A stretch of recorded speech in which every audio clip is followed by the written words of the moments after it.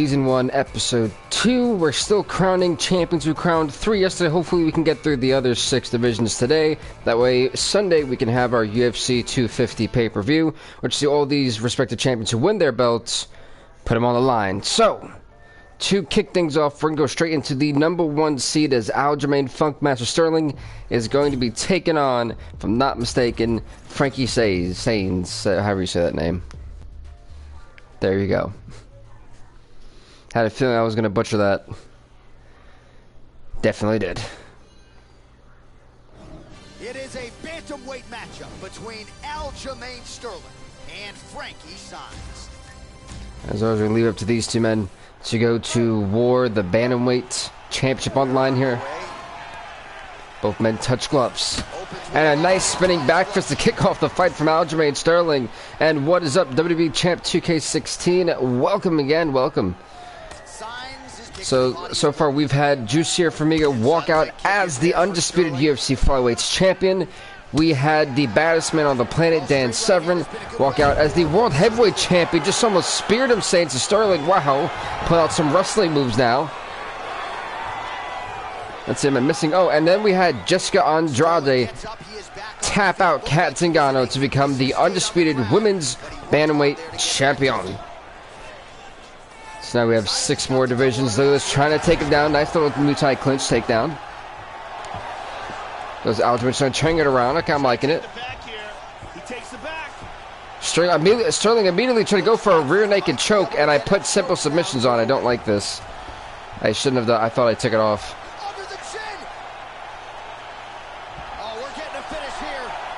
We're definitely getting a finish, I think. He's got it cinched in. And Sterling taps out Saenz. Sterling is the first number 1 seed to not lose so far. Yeah. Oh man, that was quick.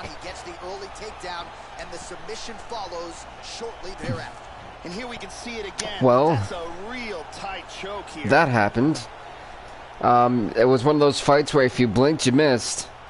And one more time. God, that was quick. Let's get to the official decision here once more. Bruce Buff.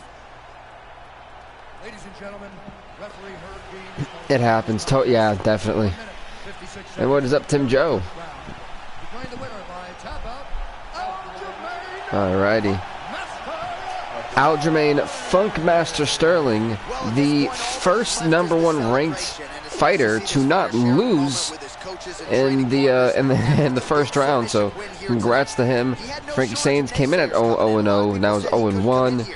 But I almost called him Alistair. Jeez. Aljamain Sterling gets the big W. He goes on to the next round, the quarterfinals.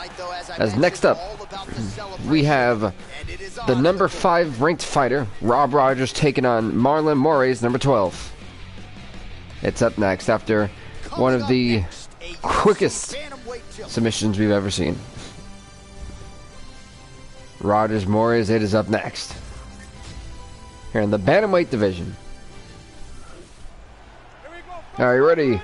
Are you ready? Fight. Moraes showed the kick. Oh, now trading kick for kick. Rogers has an impressive record of 2-0, but he may be gone. He just got front kicked in the face. And getting kicked again, and another right hand. Rogers looking staggered. Moraes trying to put this fight away early. Another kick to the head. Rogers not protecting that face, and Moraes is dissecting Rogers. I guess this is not a good time. This Rogers trying to take him to the ground. Single leg takedown to Moraes. Nice punch there by Marlon Moraes. Beautiful body shot there too. It's Moraes trying to. What is Rogers going for? He's going for a crucifix. Is he trying to go for the Americana? No, he's got him in side control. Can go for a triangle choke. He's back into side control here. I thought maybe the Americana's what he's going for. He got him in this crucifix and not getting back to cycle. These guys are rotating positions. Moore's doing a great job of avoiding a potential tap out. It really does feel like these submission specialists have been dominating in these fights.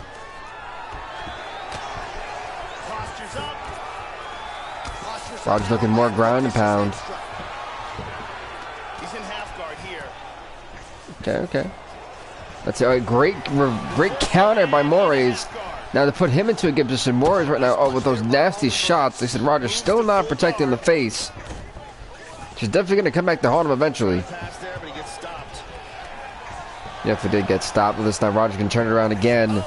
Getting to a very good position, but then up full guard. No, it's the half guard, okay. Wait, it's what we told him. This Moraes maybe tapping out Rogers. He's got the triangle choke. He's gonna pull down on his shin. The triangle choke has been applied. This has got to be it. This has got to be it. He's got him. Wait, listen. Oh my God! I think he's about to powerbomb. No, never mind. Rogers gets out of it. Rogers narrowly got out of that, surviving the submission.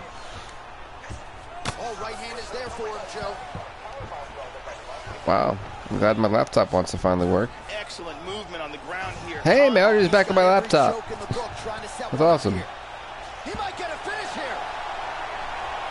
Oh, chat screen, now I know it works. Woo. Oh, wait, what type of submission is this? What submission was that? I haven't even seen a submission like that before. That wasn't an omoplata. Right, I mean, how do you not admire the focus of this young fighter? You could tell he was looking for that submission much earlier in the round, but he didn't want to rush it. He stayed patient. Well, yeah, he was looking for a submission, but this was a very unorthodox style submission. Moraes had nowhere to go at that point. He would have like broke some of the jaw if he would have kept going. But a very odd submission.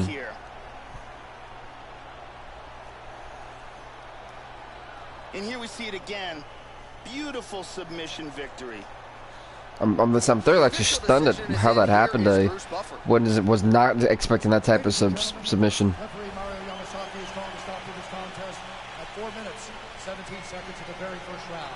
Declaring the winner by tap out.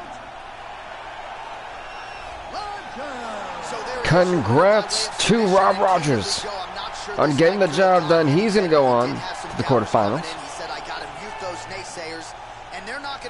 Big victory for this dude. As we're going to the next fight tonight, which features the number 3 ranked fighter in Chris Holdsworth, as he'll take on Tom Duquesnov. I believe that's how you say it. Yeah, I think that's how you say it. Oh, Duquesnois. There you go. What he said.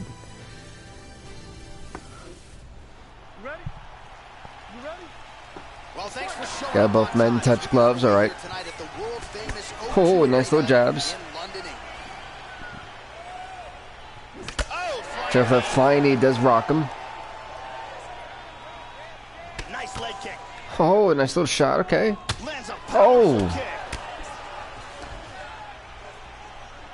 Huge leg kick.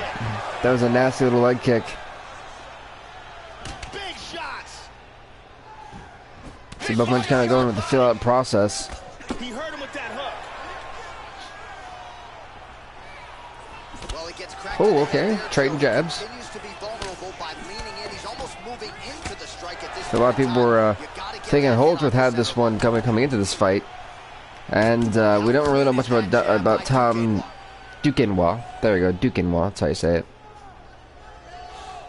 Back to the left hand now, but unable. As we're kind of in this little bit of a standstill. Both guys staring each other down. Hard hook.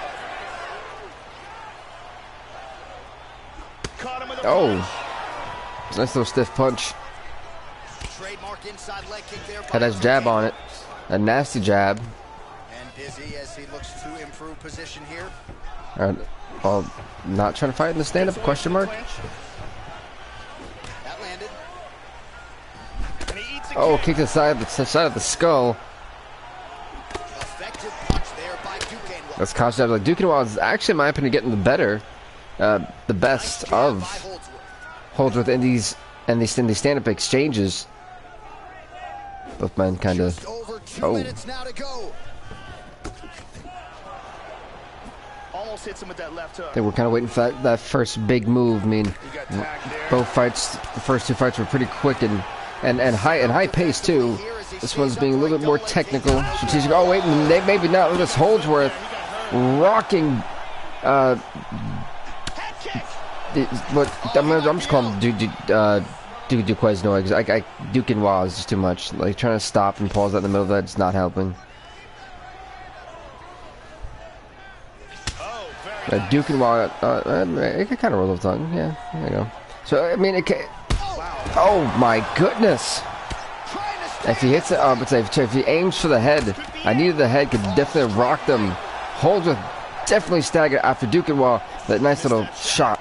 Now he goes for the single leg. That was Holds going for the single leg takedown. 30 seconds now to go in the opening round. The Duke and Wah able to get out of that. You know, not many guys wants to go to the ground. It's pretty much like over from that point on. It's kind of funny now that I think about it. Oh God, that was a nice kick to the face. Right to winding down.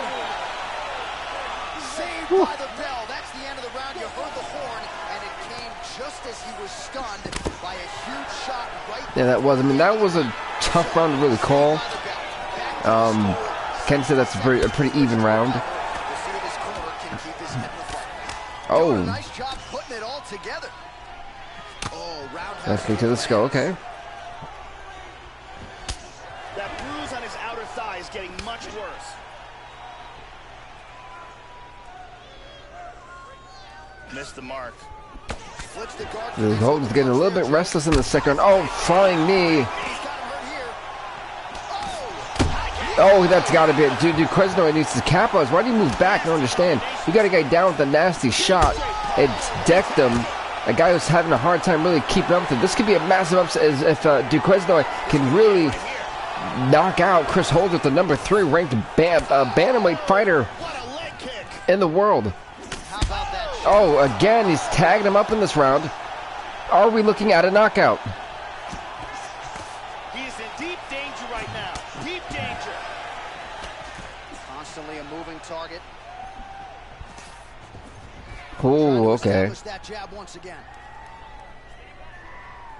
Well, he's really starting to land a high number of strikes here in the second round. No denying that he has taken the Taking him out. No, he actually stopped going for the takedown. Okay. So far, I got to give this second round. So far, it's looking all Duquesnoy. Oh, nasty shots. Okay. He checked the leg. Holdsworth did check that leg kick of Duquesnoy. Enters in on the double leg. Thought he'd try to go for it. Not gonna happen. Well, you got to start to change things up here defensively. Again, he gets clipped to the head, and again, he's vulnerable by leaning right into his opponent's range. All right. Okay. So let's see. Oh, he did check. He checked that leg kick. Nice job there by Holdsworth. Chris hold down Holdsworth. Not really holding it down at the moment. No pun intended. Then again, we're in this like little stance. Oh, that was a nasty shot. So I said, Duquesnoy, definitely this is his round. Unless Holdsworth can kind of get a little bit going and probably take him down. Instead of staggering, he's got to take him down. Duquesnoy dropped him already. They tried to go for a single leg. Didn't happen. Just push him on the cage. Now they're fighting on the side.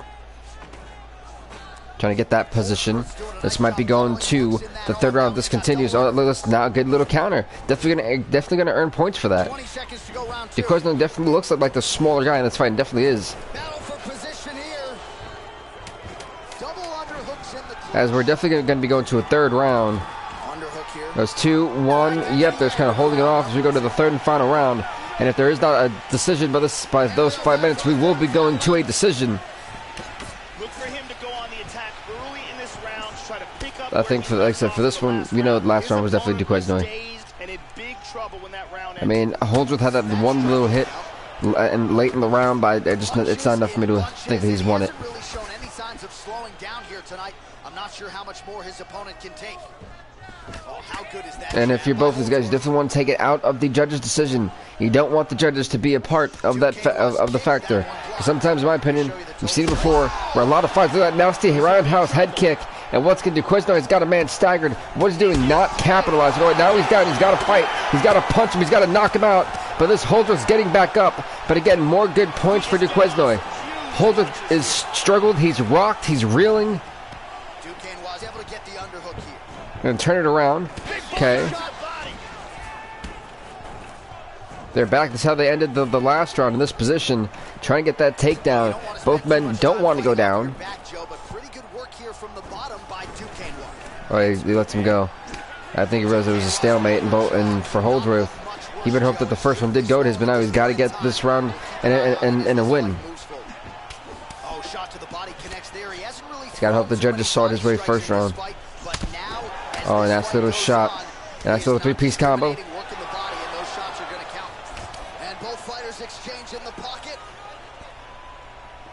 So tapping.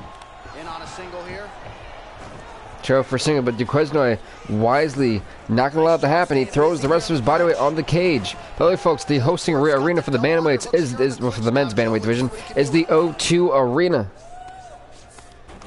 One underhook here. He's got the double. Uh-oh. So far we've used the MGM Grand. We used the Toyota Center. We've used Madison Square Garden. Double underhooks. Three rings. Now we're in the O2. That knee might have landed there. Oh, that's a nasty knee to the face again. Kind of rocking him, but not doing enough to take him down. This far, it looks like kind of an even round as well. Oh, no, that's it. That's it. Wait a minute. A late round knockout. Duquesnoy up a massive upset as he knocks off the number 3 fighter in the world. Number 14, Tom Duquesnoy, just knocked out freaking Chris Holdsworth in the less than a minute left in the third round. He caught him. Boom, roundhouse kick, and absolutely dropping Chris Holdsworth on his knees. Let's take a look at that again. That was absolutely nasty. Watch this again here. Boom.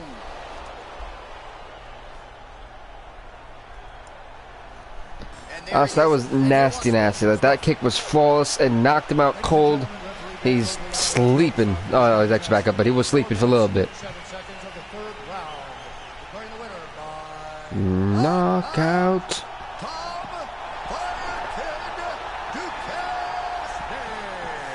Tom Duquesnoy going on to the quarterfinals after a massive upset, and this crowd here in the O2 is lighting it up.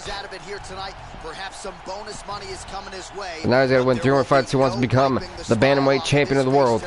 He will party deep into the night with his friends, his family. A huge knockout turned in by that man here tonight. All right, next up, folks, it is going to be the number... Actually, I like that. I actually like that a lot. It's going to be the number 4 ranked bantamweight, Joe Soto. Oh, someone I think just said something. No, they didn't. Oh, what's up to the 6-person stream? Welcome. So Joe Soto is going to be taking on Eddie Wineland. So number 4, Joe Soto at 2-0 will take on Eddie Wineland, ranked number 13. Between Joe Soto and Eddie Wineland. And if we're once we get through all these divisions, we will have a unanimous ranking system.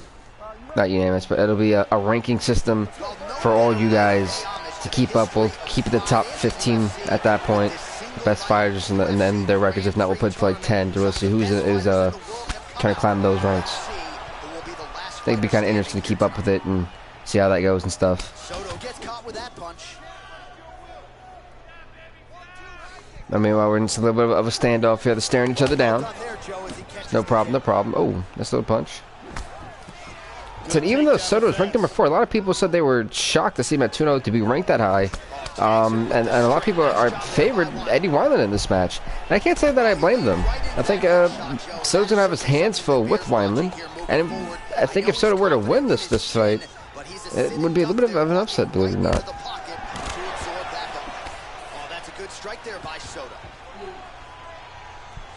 Because both men missing those wild jabs. And still staring each other down. It's like both men are kind of a little bit scared to engage. They want to keep that distance between them. He doesn't get it. Okay. Nasty right hand shot. Oh, that little left hook definitely caught Joe Soto dead in the jaw, and he took him down for that. Oh, wait a minute, Soto going for a submission. He's going for the Kimura specifically. He can, if this gets wrenched in, Eddie Wineland's arm may just snap. Soto, can we see a first round submission? Soto's going to wrench that arm. If he yanks it back, it's over. This fight's going to be over. If he yanks it back, Wineland's smart to keep his arm. He tapped out. Joe Soto taps out Eddie Wineland to move on to the quarterfinals. Yeah, that is high-level stuff out of him there, Joe, to finish the submission. It's one thing Wineland got caught. It's like that punch hit, and he was beyond pissed. Did that here tonight. That's a big one. And here we can see it again. Beautiful technique here on this Kimura. Perfectly applied. Wineland got dropped fairly quickly, and surprisingly, the high ranks are actually surviving rounds. Typically, the high ranks get knocked out in the first, or in the opening round of the tournaments that we've seen so far, especially the last episode. But Wineland forced to tap out here via submission. So a seminal moment. Now we go inside the octagon. Bruce Buffer with the official decision. Ladies and gentlemen, referee Dan Migliaccio has called a stop to this contest at 2 minutes, 48 seconds of the very first round. Declaring the winner by tap out due to a Kimura. Joe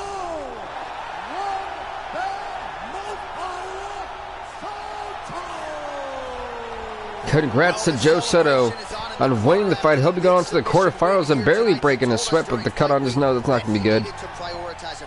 But congrats to him on winning his fight. To take his career where he wants to take it, and expeditiously. So, gets the submission tonight. Now the celebration is on. There got to be few things in all of pro sports as satisfying than to be able to celebrate a UFC win with your coaches and training partners. Hey, next up, for this young man, now that is we have the number 6 seed Sean O'Malley taking on Thomas Almeida. It's up next, folks. All right, coming up next, it's a bantamweight matchup between Sugar Sean O'Malley and Thomas Almeida.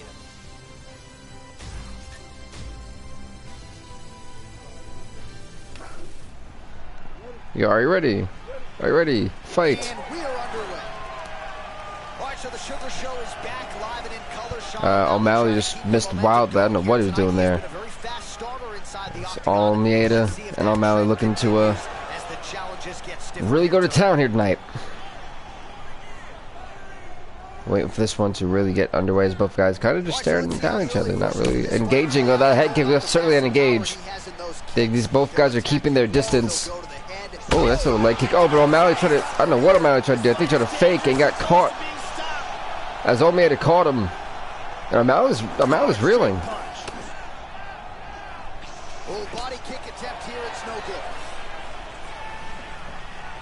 Nice punch by a defensive Almeida. Oh, straight right. Once again, moving to his left here, trying to avoid the power in his opponent's right hand. Nice body kick. Oh, that was a nice little shot. Oh, that spinning back fist caught him. O'Malley's being a little bit sloppy, and Almeida's catching him. Oh, look at this. Who saw that coming? Excellent head movement. Oh, my. Really missed with that right hand. Right, he going for another spinning back fist. Didn't get enough power on it, but it still landed. Meanwhile, O'Malley is just looking a little bit sloppy. No, it's not a little bit, but a lot sloppy. And Almeida's catching him. He's waiting for O'Malley to make those mistakes. Finally, some shots and finally connecting, doing some type of damage to Almeida. Left kick to the body. Beautiful uppercut there. Good exchanges. Oh, nice little shot. He keeps trying to go for that spinning roundhouse kick, and it's not going to work. Almeida literally has it scouted. It's like the 3rd time it's been blocked. Oh, that was a nice little fake by Almeida. It made O'Malley move, but O'Malley still kept his guard, which was smart. Instead of trying to go for a counter hook, he kept the block up, kept the guard up. And I was slowly but surely tagging Almeida. Oh, nice little high kick. Oh, it's right to the body. Okay, nice little shot. Oh, nasty. He might not, if he can keep in the corner. Almeida looks like he's not very good on his stand-up. Well, I can't really say that 'cause he took him down twice, but in terms of actually doing some defensive counter fighting, that is not Almeida's spot. Yeah, Almeida can catch you, but as for counter fighting, not his thing. With conviction to the body. With lots of conviction to the body. There he swung with a Oh. haymaker. Final seconds of round one. Nice roundhouse. A nice little kick right to the abdominal. Sounds for the end of round one. That is the end of round one. Here goes round number 2. They don't touch gloves. Almeida did try. His opponent was clearly hurt. He's going to look to start this round off fast and try to pick up where he left off. Nasty. Well, the offense has been there. He is landing some good shots, but not really stringing them together and putting combinations on his opponent. He's got to mix up his strikes, change his tempo a little bit, and try to get his opponent out of there by landing more than just one strike at a time. Oh, stopping that kick. Nice little kick. He went for a front kick, actually kicked the thigh, and a devastating shot to the jaw, followed by the kick. He hit him so hard some spit came out. Well, he's got a strong jab. Missed with it there, though, Joe. Oh, nice slip to avoid that right. You've seen, but here's the thing with OMalley. Well, he got cracked to the head there, Joe. He's definitely getting. Oh, I mean, again, Almeida catches him. But O'Malley's a very aggressive fighter, and he's made a lot of mistakes that Almeida's been able to catch him on. Almeida's waiting for mistakes, not necessarily countering, but waiting for those mistakes. A counter fighter is someone who, when you throw a punch, they already has a plan while you throw that punch to have another two-piece waiting for you. Almeida's just waiting to just be able for him to make a mistake. There's a difference. Almeida's lower jaw does not look good. I don't think it's broken, but starting to show some obvious signs of swelling. These two guys are going to war, but then they have a lot of they're just staring off at each other. It's so weird. That's about a good 15 seconds of just staring at each other. There's another stare. Oh. Picked up the pace here in round two, much more aggressive than we saw in round one, and now Table flying knee. in the pocket. Oh, got him. Finally, some actual offensive progression for Sean O'Malley, but he does not capitalize. Like, he's aggressive the entire fight. Then when he finally catches him, he becomes passive. It doesn't make any sense to me. If you finally caught a guy for being aggressive for this long, you should attack your opposition. That is not what he's doing, and it'll probably cost him. So we've definitely seen way more better performances from O'Malley. This is not O'Malley at his best form. As for Almeida, he's been rocked a couple times too. Under a minute to go in round two. This little jab. Switching stances here. Oh, got him in the jaw. Caught the leg. Straight haymaker right to the jaw. Doesn't talk. O'Malley sets himself and leaves himself wide open for these attacks, and he gets actually rocked for it. Oh, finally, there you go. But that's like he doesn't capitalize. Both guys are like scared to capitalize, as if they're playing possum. 10 seconds to go here. Let's see what happens. And now he lands a combination. And that's how we end round number 2. Third round underway. That last round was an Oh, okay. brawl. If they continue like that in this round, someone's getting knocked out. Someone definitely is going to get knocked out. If they can continue with the way they've been fighting, someone's jaw is going to give eventually. Well, he hasn't really showed any signs of slowing down tonight. He continues to connect on a high volume of strikes here. Almost in range with the straight Oh, left, kick but to the face. right on the button. Oh, he's got to be careful here. Almeida. So I'm just. Oh, he might be out. I think the winner of this fight's gonna be Almeida, just on the fact of I feel like Almeida's been a lot more consistent. Oh, he missed that And as soon as I kick. said that he misses a ugly kick, like that wasn't even decent. That was just. Well, you didn't see a lot of the body work from him in the earlier rounds, but he's Like, oh, wow. getting after it here. Big shot. Oh! O'Malley still with this flare of offense all of a sudden. But I think he's relying on that spinning back fist a little bit too much, in my opinion. Under 3 minutes to go in our third round. Slips to avoid the right. So it's trying to dip in. Oh, got him again. He got him again. Almeida staggered. Again, OMalley, though, refusing to close in and capitalize. And when he finally decides to, it's a little bit too late. Oh, wait, then OMalley goes down. That's the kick to the face. Here we go. This is the pressure's on with 2 minutes left. You don't want to have it go to the judge's decision. I don't even know how they'd score this, to be honest. Just out of the range with that right hand. Doing an excellent job blocking here. OMalley kind of getting winded, though. He's definitely giving Almeida everything and anything he can really give him. Every time he's taking those hits, you see that little fatigue on OMalley's face. He's exhausted.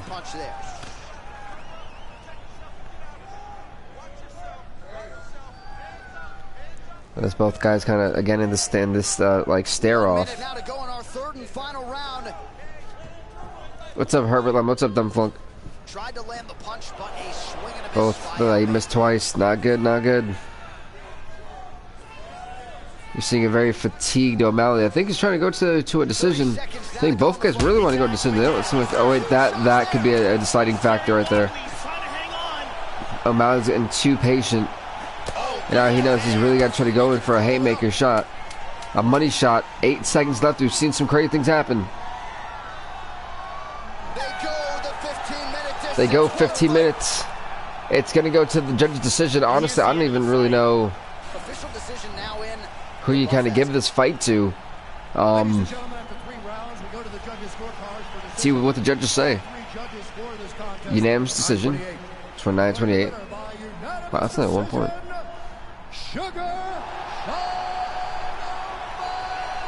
And a shocker, Sugar Sean OMalley gets the job done in a unanimous decision. I thought it was going to be Almeida, but Almeida goes down by a decision victory. I really believe that they would have picked Almeida, but OMalley gets the job. He goes on to the quarterfinals shockingly. I'm really shocked, but I really didn't think he was going to get that victory. Really stunned. Alright, so next up, it is going to be the number 7 ranked bantamweight, Johnny Eduardo, taking on the number 10 ranked bantamweight, Dominick Cruz. Johnny Eduardo 1-0, Dominick Cruz 5-3, a former champion. Wasn't too happy about the rank he came in at, but let's see if he can change that fortune for himself. Can start Johnny Eduardo right here tonight. Here you go. Are you ready to fight? Come on, let's get the fight on. Oh, what's up, Johnny? Utah?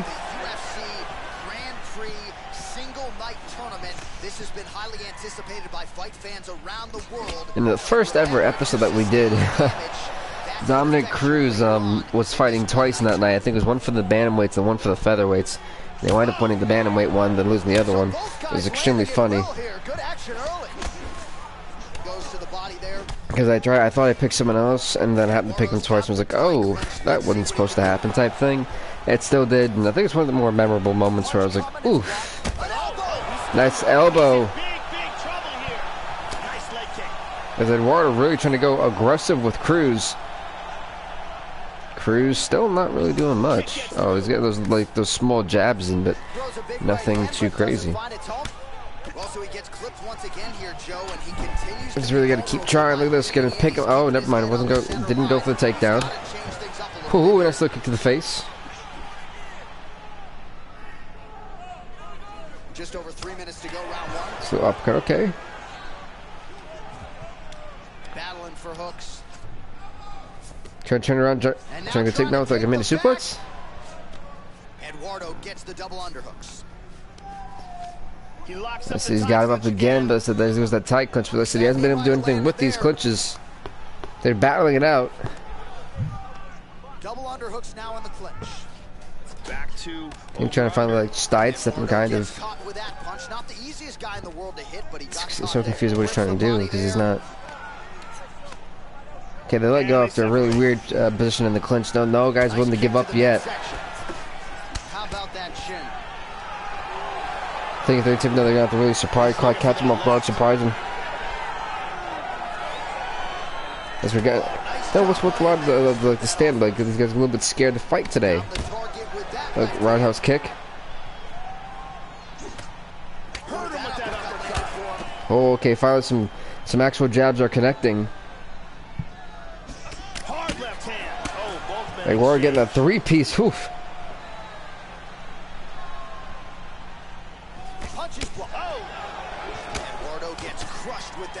Okay, nasty. Got him in the abdominal. Like, yikes. Try for the single leg. He was. Cruz is desperate for that single leg, but Eduardo has it sky like, no, you're not going to take me down. And I feel that's why Cruz has not been as effective so far. So Joe jockeying for position here on the clinch. Both fighters trying to get to a more advantageous position. He transitions to the tie clinch. Cruz gets double underhooks, not good for the opposition here. That knee might have landed there. 1 second for the end of round one. So I did in round one a very interesting stand-up fight. Now the key thing here is for Cruz is Cruz has been known to really dominate on the ground, and he hasn't been able to do that because Eduardo, he hasn't been able to take Eduardo down. Eduardo has accounted for it every single time he tries to go for the single leg takedowns. Nice little spinning back fist, but Cruz looking to show that stand-up experience. I don't think it's hit with the head kick. Really threw a lot of power into that uppercut, but missed. We show you that not the overhead shot. Oh, never mind. Wait a minute. Eduardo's down. And look at that, Cruz again, scared to keep fighting. I hate that. You took him down. Go for the shot. Go for the shot. Takedown attempt here, and he stuffs it. Excellent. Like I said, he had him down. And that was probably the only way he was going to get Eduardo down for a takedown. And he knocked him down.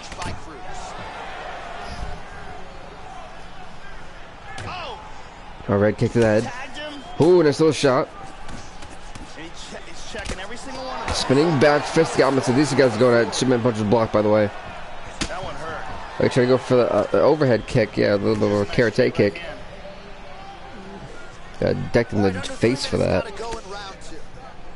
Side leg kick. Finally, a takedown that's going to actually land for Cruz.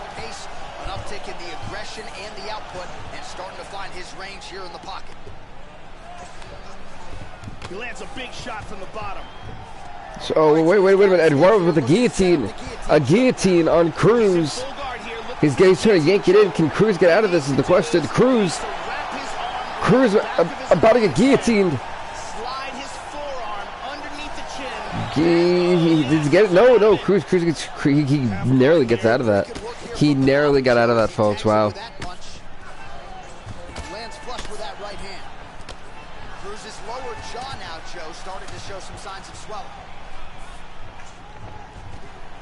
And he switches his stance. Nasty spinning back fist. Cruz trying to win this fight. If he can down him, he's down. Cruz is getting on the offense. He could add him. He's down again. Can he knock him down? It's over. Wait, no. Eduardo barely able to get to his feet. Look at that right eye. It's swelling. And this one needs to capitalize. Keep on the pressure. You have less than a minute left. There you go. Once again, it's over. If he can keep the punch going, Eduardo gets knocked the hell out. Good night. Good night, good day, however you want to call it. Dominick Cruz, who almost got tapped out. There was like this rush of adrenaline for Cruz, and then he was able to knock Eduardo. Eduardo just got hit with this flare of offense for a straight minute and change, and it was just too much from the handle as he gets TKO'd here in the second round. Look at this, he dropped. He absolutely dropped. Check out this angle here. It was nasty. Boom, and then he's out. Well, what a moment. He was out like a light. Correction, out like a light is the name of the game. Biggest stage, seminal moment for that fighter tonight. Ladies and gentlemen, referee Dan Moraes has called a stop to this contest at 4 minutes, 13 seconds of round number 2. Declaring the winner by knockout,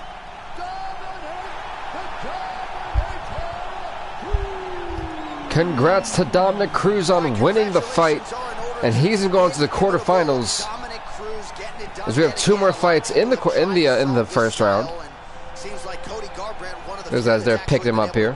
Cruz with a big win here tonight, and this could set him up for another crack at the UFC bantamweight title. So what in the world is this music that I'm hearing? Greatest 135-pound fighter of all time. All right, coming up next, it's a bantamweight match. I have no idea what fight I just picked. Oh, Mitch Gagnon and Demetrius Johnson. Number 8, Mitch Gagnon. Coming at 1-0. Demetrius Johnson's 7-5 record. All right, so this UFC Grand Prix tournament is coming up next. This format. Hey, what's up, Wally? Oh, nice kick to the head. What is up, Wally? Sort of an homage to the history of UFC and Pride with a single How's it going, man? Tournament game event here, and let's see who can be the last man standing here tonight. I saw those nice little shots. Okay. Oh, missing the kick.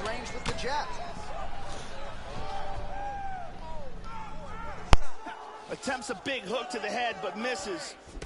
Johnson, I think he can. I mean, he's a former flyweight champion, but he moved up to the bantamweight. Oh my goodness.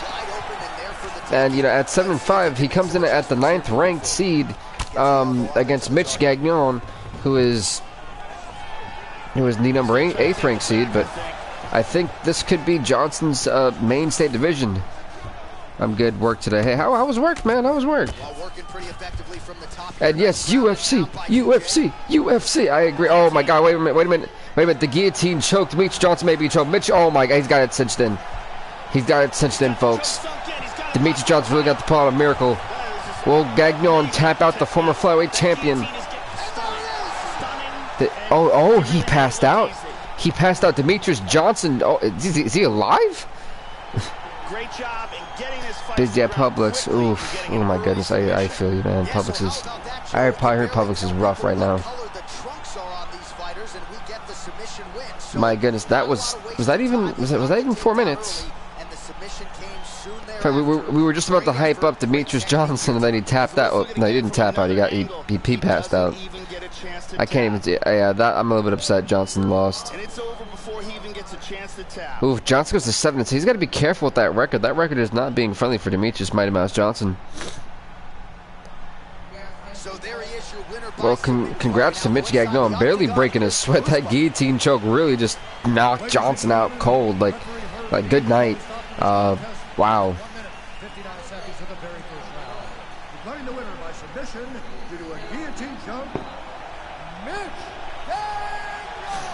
Congrats to Mitch Gagnon on winning the fights, and he's going to the quarterfinals. And Mitch Gagnon, like I said, literally barely breaking sweat. I think it's like a small blemish of a punch. Just wow, literally. That was nasty. By the way, folks, if you guys missed it, Jessica Andrade became the women's bantamweight champion yesterday. Then the undisputed women's bantamweight champion. Just here for Mega, the flyweight champion, and I'm missing one. Oh, Dan Severn, the heavyweight champion of the world. Alrighty, so next up, folks, we have the number 2 ranked Cody Garvin as he takes on Iuri Alcantara. It's up next. Here we go. It's a bantamweight clash between Cody Garvin and Iuri Alcantara. Put in your votes. Alcantara or Garbrandt. Cody Garvin coming at 8-4 record. Well, here we are Iuri Alcantara coming in at 0-0.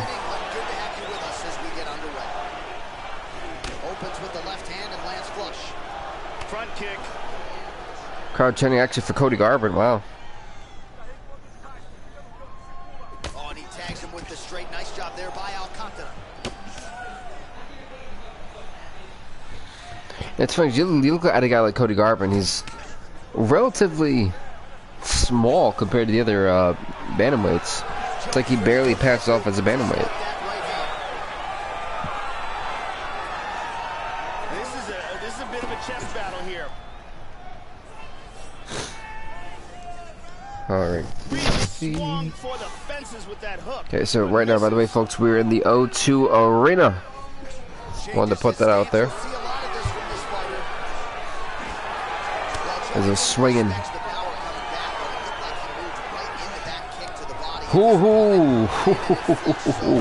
If Garvin didn't move out the way, his head would have literally been rocked, and I mean rocked hard. Is a Iuri going for a triangle? Oh. I think Garvin is known for having a horrible. I was just about to say, yeah, he was known for a horrible ground game, and he immediately just Nicely timed sweep. pulled that off. He's doing a great job of moving and Alcantara's moving like a ninja right now. He's got excellent pressure from the top. Turn the body right now. Oh, it's all Alcantara in the middle of the octagon. Just over 2 minutes to go.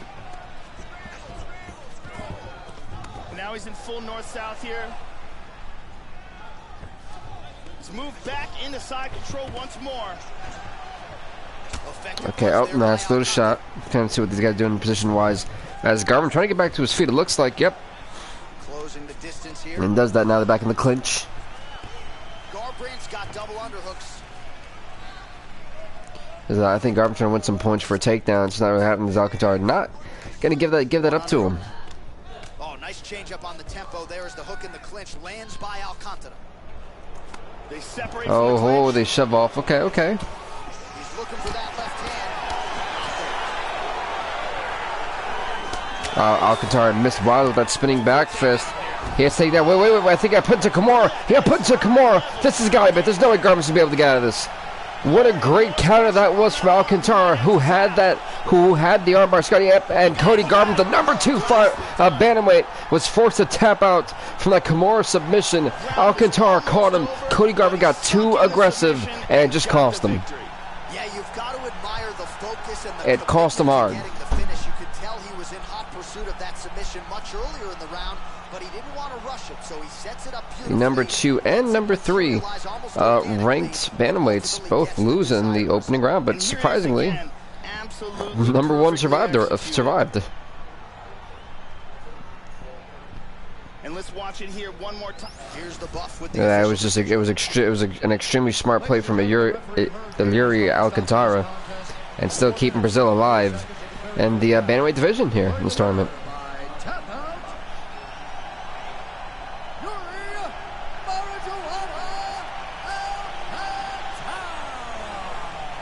Well, what a submission win for this oncoming. Congrats to Yuri Alcantara. For a lot of fighters in this division. Tonight, though, big fight. After getting the finish that he so sought, coming in here tonight, you see how happy his coaches are, his training. But typically, folks, UFC will only be like once a week for me. But what I'm doing is to make sure we crown these champions. We're gonna keep having episodes until we crown all of them, and then we have the first ever pay-per-view. So we're gonna kick things off with Duquesnoy and Rogers. Duquesnoy got the 3rd round knockout with a minute left in the round. Let's see what happens here. Duquesnoy being the rank 14 fighter as he goes into rank number 5, Rob Rogers. Well, no better way to pay homage to the history of pride in the UFC. And it's funny because Rogers getting rocked in the first round, was able to get that submission, and it's kind of extremely funny how that happened. Let's see who will be the last fighter standing here tonight. That definitely hurt him. I heard that one. So those guys now just kind of staring down at each other, not really wanting to engage. Again, the Bantamweights seem to not really want to fight. They don't want to close the distance. He's feinting with that punch, showing that punch. Roger. Oh, wait, what in the... He just got that heel hook in.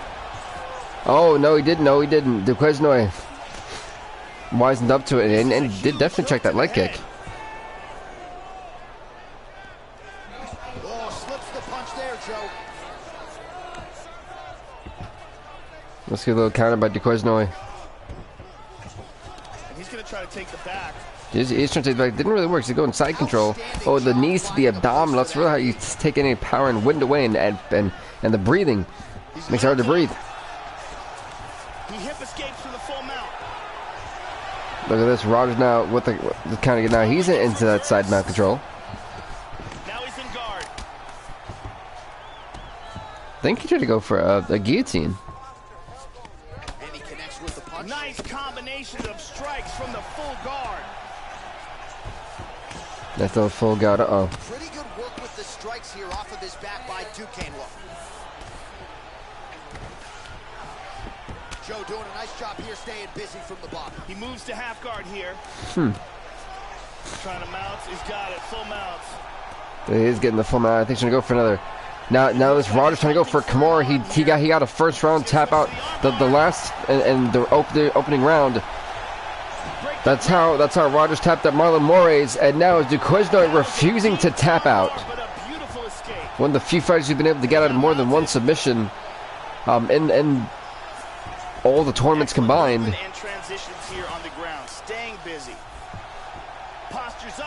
Now with that ground and pound, oh, this Rogers caught him with an arm trap, trying to turn around. Now he does. Now this may be where he does make a big mistake. This now Duquesnoy turning it around. Okay, good counter. Now he got him into this back sitting position. This Rogers going back to full guard.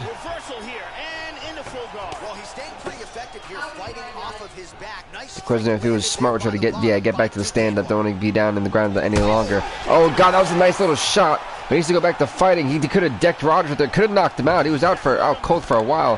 He tried to go for a three-piece column. Thinking the kick wasn't going to work. And it's another single leg takedown.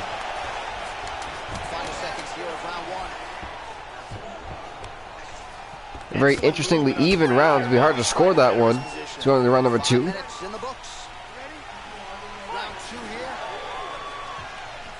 Duke came wide, gets caught with that punch. Got to shore up the defense. He landed a couple good shots here. Alright, okay. Oh, nice little shot. That one hurt. Oh, nasty uppercut again, and staggering Rogers. I said Rogers does take a beating on the stand-up. Rogers excels on the ground. Oh my goodness, that kick to the face. That was a straight front kick to the face. Rogers is going to need face reconstruction after this fight. And again, Rogers going for a single leg takedown. He's trying to keep it on the ground where he excels. Is smart.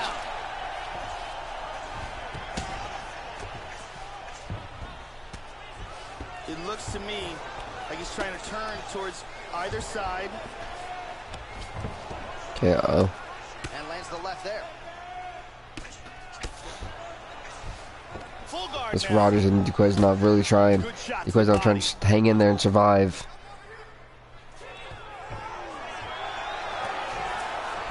You can see that both guys are trying to go for submission, but they keep checking each other, countering each other, making sure it doesn't happen. It's really strategic. Uh-oh. But if he gets me here, this is what did the last time. He's going to the north-south position, trying to go for a north-south choke now. This is where Duquesnoy may tap out. This is where it could be in trouble for Duquesnoy. He's had a hell of a run. Will this be how it ends? Duquesnoy, I think he's got it cinched in. I don't think he's got much left. Duquesnoy's going to tap. Duquesnoy's got to tap. He's got nowhere to go. Rob Rogers goes on to the semifinals. Oh my God, look at his face. You see his face? God, I mean, he did get kicked in the face like 3 different times, but Jesus. Near perfect setup on the choke. It was sunk in deep, and his opponent had no choice but to tap out or go to sleep. Poor guy's face. Jeez. All right, here now, Bruce Buffer with the official decision. Ladies and gentlemen, referee Yves Levine has called a stop to this contest at 2 minutes, 37 seconds of round. Oh, a pretty solid fight on both ends.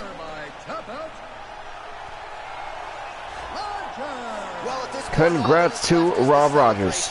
Now going on to the semifinals. Gets that submission here in the second round. He had no shortage of naysayers coming in. A lot of people said he couldn't come in here and submit a foe of this quality. Well, that should mute the masses a little bit. That should set him up for a big fight moving forward. Tonight, and though, as I mentioned, all about the celebration, and it is on in the corner. Next up, we have Soto versus Gagnon. Both guys at a first round submission, and let's see who gets the job done. Wow.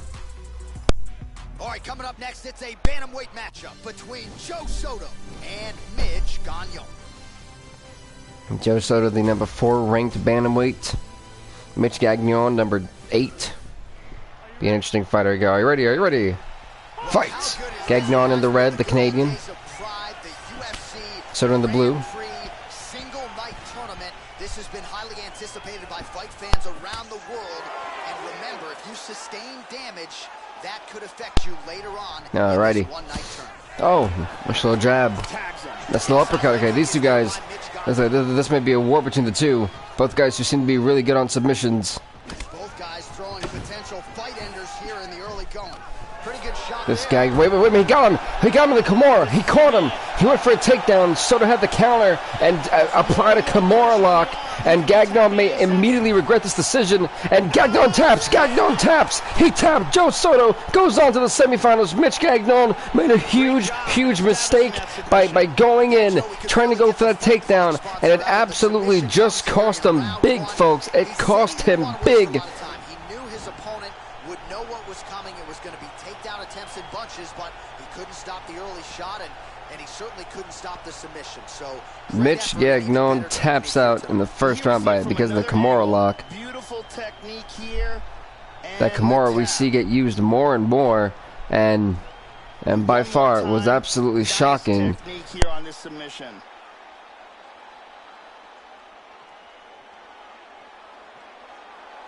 So a seminal moment for this fighter here tonight as let's get it to Bruce Buffer. He has the a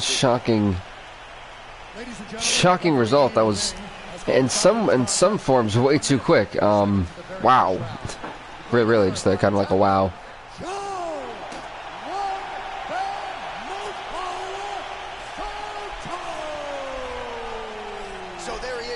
Joe Soto getting the job done once again. He needs 2 more wins to become the champion. Soto on that quest for it. Soto waited, and well, Gagnon made a mistake way too quick and way too early. As Joe Soto goes on to the semifinals. All right, next up, it is going to be Alcantara taking on Cruz. It is up next. Coming up next, it's a bantamweight matchup between Iuri Alcantara and Dominick Cruz. Here we go. It's gonna get good, folks. Gonna get good. All right, so this UFC Grand Prix tournament is coming up next. This format has been all the rage with a lot of the hardcore mixed martial arts fans out there. Sort of an homage to the history of UFC and Pride with a single night tournament event here. And let's see who can be the last man standing here tonight. Nice body kick there. They're both landing bombs on each other. Cruz and Alcantara. Oh, nice little shot. You guys get pretty nasty, mean, and aggressive. Oh, nice little shot to Cruz. Okay. They go back and forth, slugging it out. Slips the punch. Well, his opponent's got the read now, Joe, as he lands the punch to the head. He's got to change up his striking pattern and the tempo, or he's going to continue to be vulnerable to that count.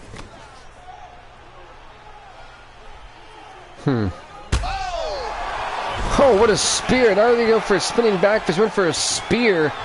And, wow, okay. Let's listen to Alcantara. Oh, never mind. Cruz getting off of it, saying that's not worth it.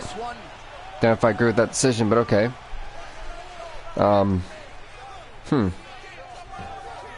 Interesting.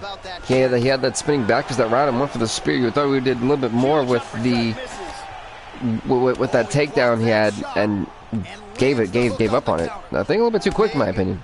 I think he had him kind of right where he wanted him. He's doing a really good job of timing these shots.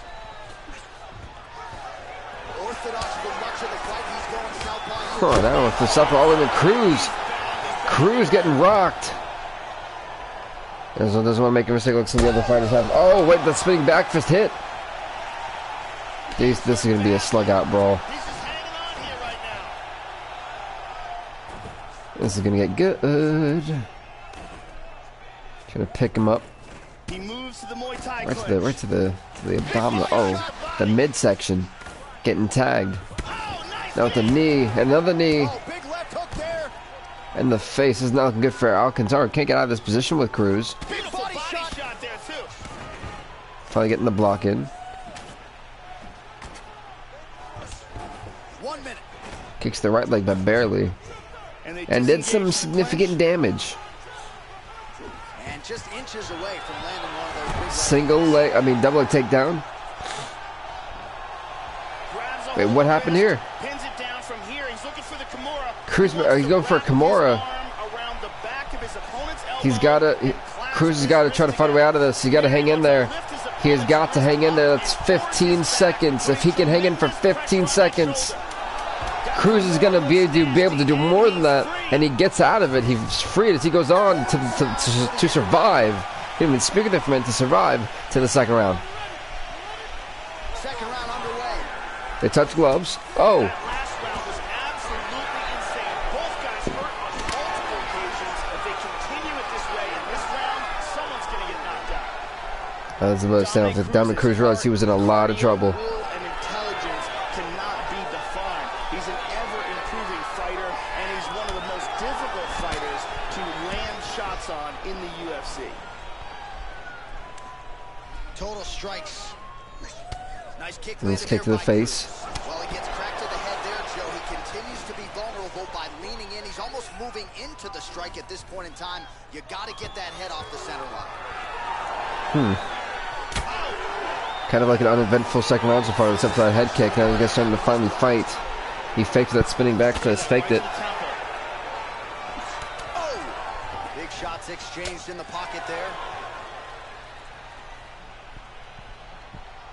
Well, he has landed some good shots tonight, Joe, but as yet he has been unable It's been like a pause. Like these guys are pausing basically. And that has served to keep his opponent in this fight. Oh, okay. Let's see if he can change up the tempo a little bit with his strikes. Gonna pick him up and takes him down. That is more damaging to his opponent. He's in full guard here. He's Going for another submission. Triangle choke. Can he tap out Dominick Cruz? Cruz been able to hang on for so long. Is it going to be over? Will it end here? Dominick Cruz trying to hang on for dear life. Cruz taps out to the triangle choke. And Alcantara hangs in there to go into the semifinals. He'll face Rob Rogers. Close it off. Got the choke for the tap. Well, you can tell he has been working hard on his submissions. Hey, he got, man, think a little bit. It's got to be a shocker. It's got to be. There's no you came in predicting, oh, yeah, he's going to win this fight. No, he's ranked 15. Alcantara. No way. Alcantara's record goes to 2-0. Dominick Cruz 6-4. Declaring the winner by tap out, Iuri,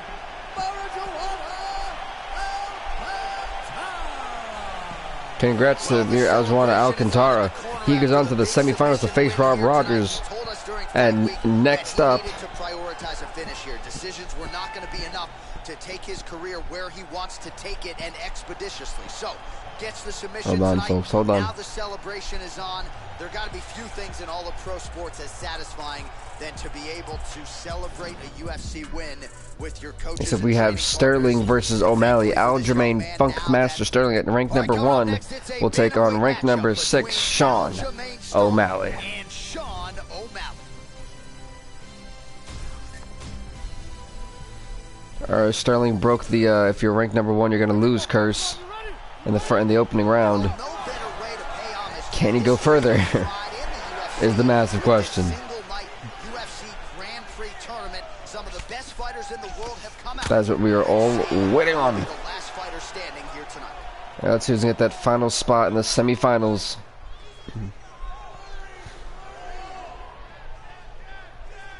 Swing and a miss with that straight left hand.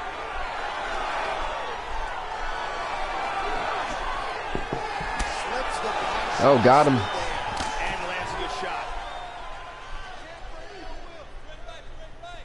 Really threw everything into that uppercut, but fell short. And he lands a nice kick.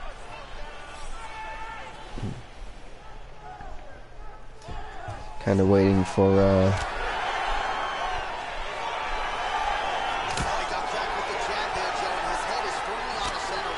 so these guys can be very, very aggressive, but that Sterling, I think, shocked everybody with surviving.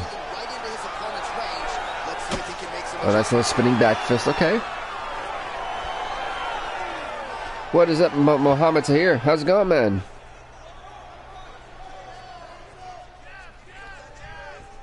Alright, kind of in the stand still. Very nice.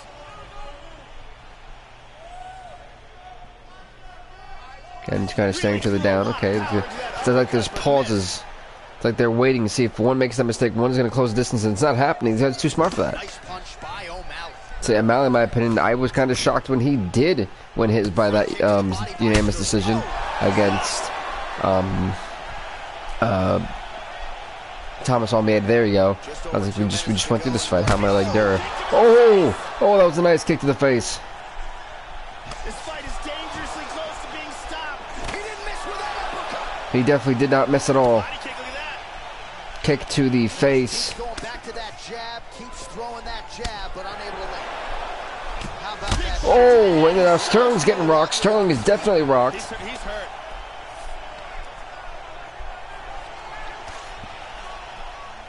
Right, kicks those knees. Back to over under control. Sterling's got double underhooks now. Okay. Trying to kick up. He's got his back. Oh, no way. He's going to clinch over the rear naked choke. He jumped on his back to get this in. And OMalley may be done.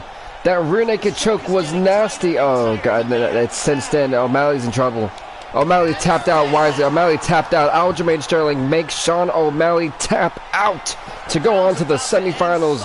The #1 ranked fighter goes on to the semifinals, and no one at #1 has been able to do that yet. And shockingly taps out Sean OMalley. And you saw him in hot pursuit of it much earlier in the round, but he didn't want to rush it. Then there was an opening there late. Wow, that's all I have to say is wow. And the submission comes late in the round. High-level stuff there. Which improves Sterling's record to 10-3, by the way. 10-3. Pretty darn good, to be honest. Pretty darn good. So there he is, your winner by submission. Aljamain Sterling should be super pumped up to go to the semifinals. Probably came in with the curse of, oh my God, is it going to happen to me? It's happened to everybody else. Declaring the winner by tap out, Aljamain Sterling. So there he is, your winner. Congrats to Aljamain, Funkmaster Sterling. We're going to the semifinals, so we're finally in the semifinals. Woohoo! You see him sharing a moment here with his coaches, his training partners, and you can be sure that with the hard work done and the hay in the barn, that these guys are going to be celebrating. Alrighty, so as we go on, next we have Alcantara taking on Rob Rogers. Both had a submission victory in the first round and in the second round, and identical to how they have won so far. Let's see who's going to make it. Here we go. Coming up next, it's a UFC bantamweight division fight. Iuri Alcantara 2-0, Rob Rogers 4-0. Who's going to keep that undefeated streak alive? We're about to find out, folks, here in the semifinals. Who wants to be in that final spot more? Herb, do you know if you're for this already? Already. Fight. Well, how good is this? Reminds me of the They good don't old touch days gloves. Oh. UFC Grand Prix single night tournament. This may be a quick fight or a very long one. Fans around the world.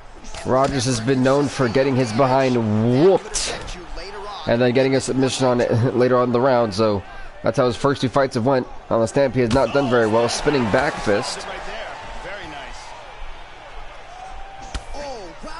Oh, it was nasty. Oh, another roundhouse kick. Okay. Trading toe for toe, tit for tat.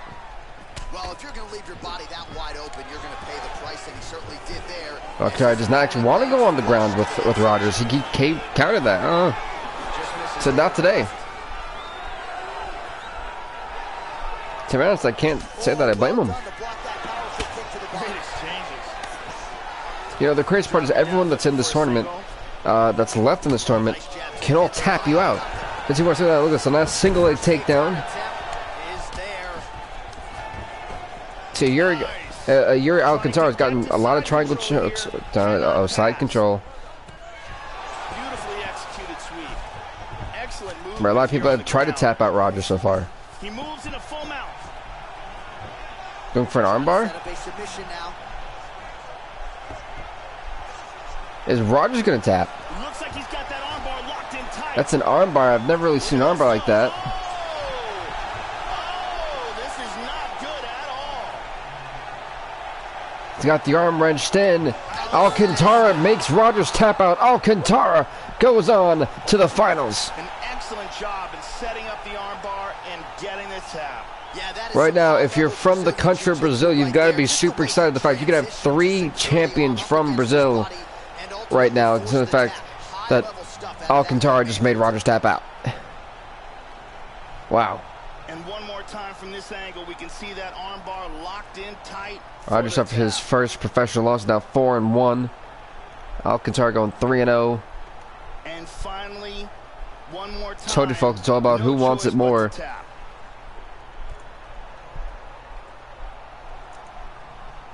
So there he is, your winner by Cruz Buffer has the official decision. Ladies and gentlemen, referee Herb Dean is going to stop for this contest at 2 minutes, 35 seconds. It was a great, it was a quick but good fight.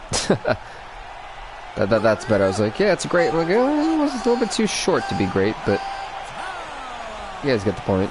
Well, what a submission win for this oncoming force here tonight. I think he's going to be a problem for a lot of. Well, Yuri Alcantara, the 15th ranked fighter, dominating in this tournament, proving why he should have been ranked higher. So sought coming in here tonight. You see how happy his coaches are, his training partners. This is going to be a fun night for this team and one that they have richly deserved. And good on him. He's, like I said, he's killed it. But next up, folks, it does not get any easier for Aljamain Funkmaster Sterling, because he's the #1 ranked seed in this tournament. Is going to take on #4, and undefeated Joe Soto is the ranked #4 ranked fighter in the bantamweight division, currently at 4-0. As Joe Soto is going to take on the 10-3 #1 ranked Aljamain Funkmaster Sterling. Fight, here we go. They touch gloves off. Which man is going to face Yuri Alcantara in the finals? Will it be Joe Soto? Will it be Aljamain Sterling? We're about to find out. Folks, after this, I think we're actually going to do the lightweight division up next. The lightweights.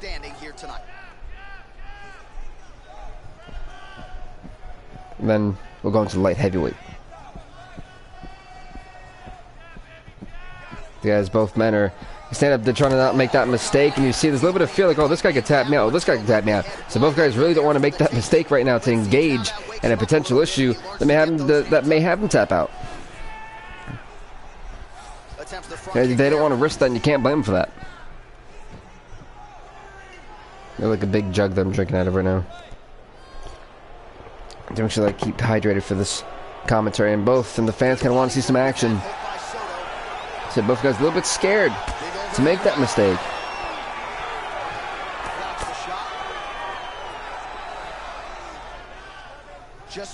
Okay, we are awaiting. Oh, nasty spinning back fist.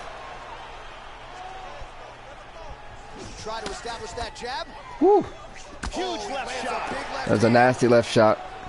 Shot. Yeah, shot.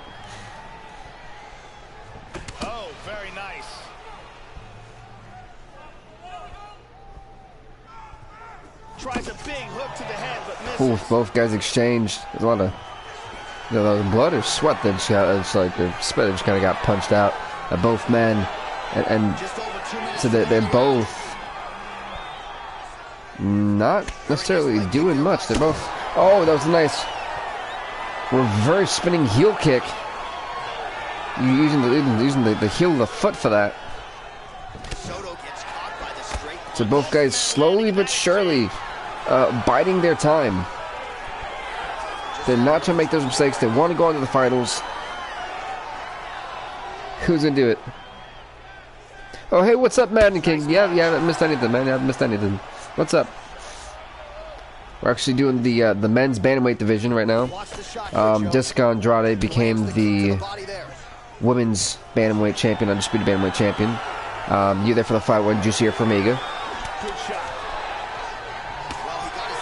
Now, and the #1 and the streak of the #1 ranked fighters losing in the opening round was finally broken by Aljamain Sterling. He made it. In the semifinals, we're going to the finals. Who's going to face Alcantara? As I said before, folks, if you're from Brazil, you've got to be loving the fact that now you've got Jessica Andrade, a undisputed women's champion from Brazil. You've got Juicy Formiga, the flyweight champion, and right now, Yuri Alcantara is also from Brazil in the finals. He could be the men's bantamweight champion. You guys are rocking and rolling right now. All right, round 2 underway. Round 1 pretty entertaining, not the greatest round of the Yes, cool indeed, man. Cool indeed. Just want to give everybody the recap. Super excited, super pumped up.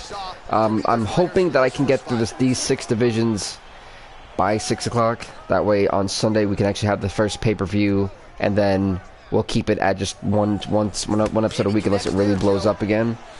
So I can kind of make and have some quality fights and kind of post on Twitter and Instagram the rankings by tomorrow night. So my whole thing is to make sure you guys get the standings and all this other stuff, and I can pull out the full match card for UFC 250.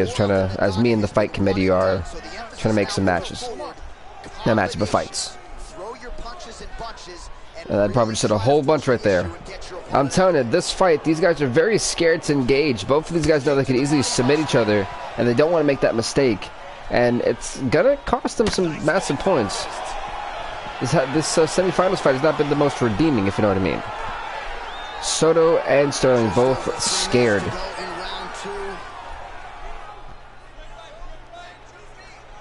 Hey, no, that's not even the fact you missed time on him. It's just like I kind of stream at random parts of the day, trying to keep everybody on their toes, kind of. It really depends. Like once this month is over, I'm trying to get back into also having a full-time job too. So I'll be trying to move things around to like when I have time to like wake up certain times to make sure I can put out some content and stuff like that. I typically don't do two things a day, but I'm trying to do it to make time for the UFC thing, to make it big, to make it come back in full circle effect.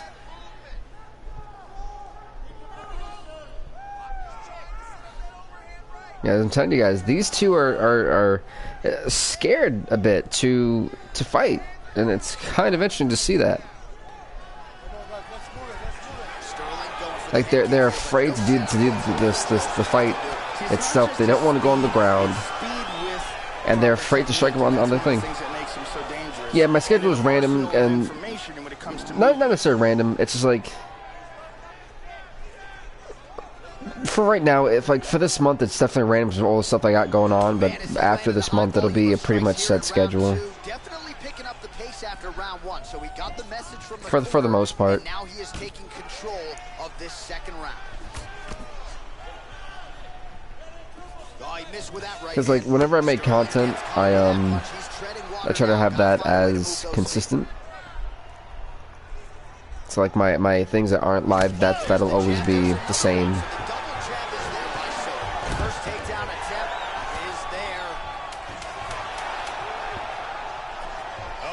And so I think I have a funny video coming out for you guys. Not this Sunday, but maybe whenever I have like an off day of content creating, I want to put that out. Yeah, so yeah, pretty much whenever I get the chance to. If I'm ever behind, that's what I try to stream. Oh, nice little jab. Okay. So there hasn't been much to really commentate on this fight because they haven't done a lot of action. And when the referees go to score this, I'm pretty sure it's gonna be a split decision. No one fighter has, I think, done enough. Look at the total body strikes landed, 13-10. What? It's been a very I don't want to say inconsistent, but a fight that hasn't lived up to its expectations, in my opinion, in my humble opinion. Look at this. These two guys they're afraid to strike each other.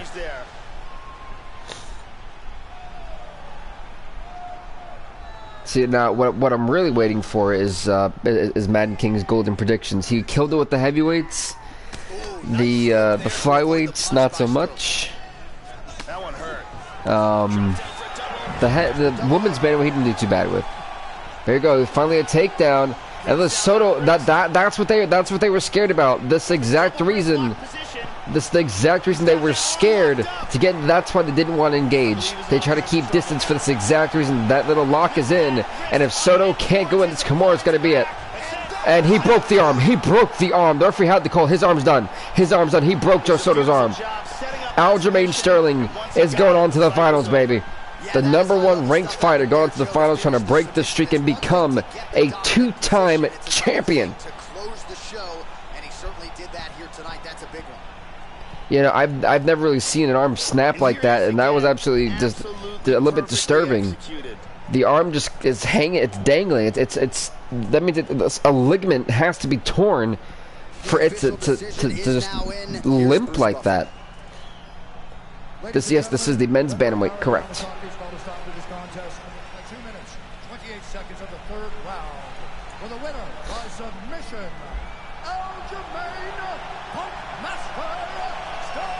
Just Soto suffers his first loss of his career for us. Alrighty, like I said, Aljamain Sterling shouldn't be celebrating just yet. He still has the final fight against the guy who's been tapping everybody out, Iuri Alcantara from Brazil. He's going to have a tough chance, even though Aljamain Sterling right now has a professional record of 11-3. Iuri Alcantara is 3-0.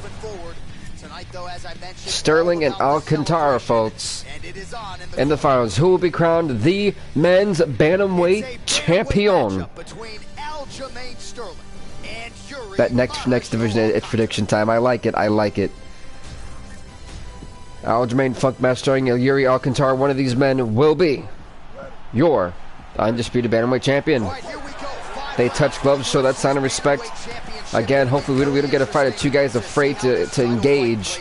And it looks like that might be the case. And I don't blame them, because these submissions in this division have been on point. Arms have been snapped. Multiple triangle chokes. That's what Alcantara likes. Aljamain Sterling's gotten multiple Kimura locks on in this tournament. And it's going to be a tough one. Definitely going to be a tough one.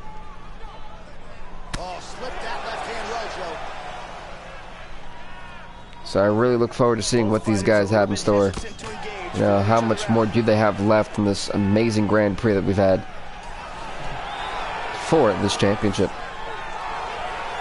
You know, you get these 4 fights. I'm not going to vote for this division, but I think it's going to be Sterling. I don't know, you know, these right now it's going to go to the submission game. Who wants it more? Like, who's gonna make that first mistake? Oh my God, that was that spinning back fist. Oh, nice little kick. Never mind. It got blocked. Okay. Oh, Brandon Thompson says Alcantara. Hey, what's up, Brandon? What's up, man? How's it going? You know, it's gonna be nasty. So we've come to this Grand Prix. Both men. Number 1 versus the number 1 ranked versus the ranked 15. Alcantara came in with an 0-0 record. Sterling already had, I think it was 8-3. So, you know, both men have been killing it. Now, a single takedown. This is where a lot of fighters have made the mistake. Alcantara's been able to pull out a triangle choke from almost anywhere. And this might be a mistake. Oh, wait, never mind. Wait a minute. Sterling. Alcantara, we haven't seen him get put into a submission yet. But can Aljamain Sterling get the armbar? He's turning around. If he can get that hand separated, this could be it for. He's got the hand separated. Is Alcantara gonna tap Aljamain? Aljamain Funkmaster Sterling is now a 2-time champion. He came in at rank number 1, and Aljamain Sterling just clinched it. Aljamain Sterling is now your bantamweight champion. He came in at rank number 1. He beat rank number 16, beat rank number 6, beat rank number 4. And then just ended Iuri Alcantara's hopes with this armbar in the first round to become the men's bantamweight champion. Wow.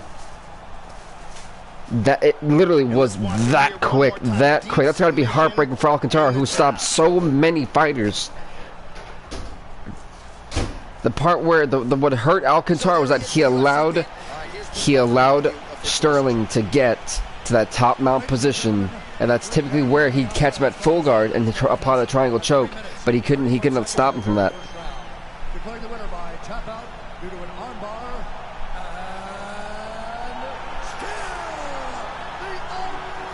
Wait, how is the end still? If we had the champion, he wasn't the last defending champion. What? No, Bruce, you're announcing the wrong thing.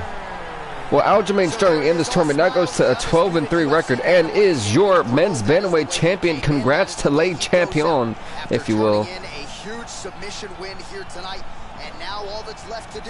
So that's huge for him, and extremely glad for Aljamain Sterling of the fight he just accomplished. I'm kind of stunned, but they said still last time for me. Did they really? What is Bruce? What are you doing, man? We pay to be lights out, not to be confusing fighters. They're confusing the championship matches. Alrighty, what is with this music? I thought I took simple submissions off, and I think I'm gonna keep the computer submission speed the way it is. If it's a little bit too fast, then I'll lower, because I'm trying to give people a chance to get out of submissions and not just tap out as soon as they get, like, you know, into... That's not necessarily too fair. So, lightweight time. Let's see, pro... I'm actually put it on hard. I think the first one I had was on hard. So, we've been to the O2. Next up, folks, we are going to the Scotiabank Arena, wherever that is. I think that's in Canada. Don't quote me on that. I really have no idea. I'm not gonna lie, this music wants to, like, you know, have me dance. There's like an Irish little restaurant, and it's probably nothing to do with Irish, but it's in Disney Springs. I really want to go back to it. Whoever is playing this instrument is killing it. I think you guys can hear it, I'm not sure.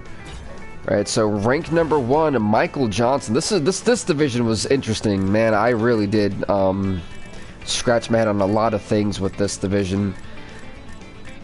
I'm ready for the memes. Alright, Michael Johnson will take on Will Brooks. Rank number 16, barely got into this tournament. Alrighty. Then in the second, it'll be Kevin Lee taking on Beneil Darush, I believe. Darush.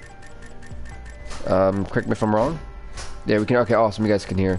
As I was hoping that was. I was hoping you guys could. I was like, hey, it's a nice little add-on music, you know. Kevin Lee takes on Darush. There we go. They actually got a relatively good record.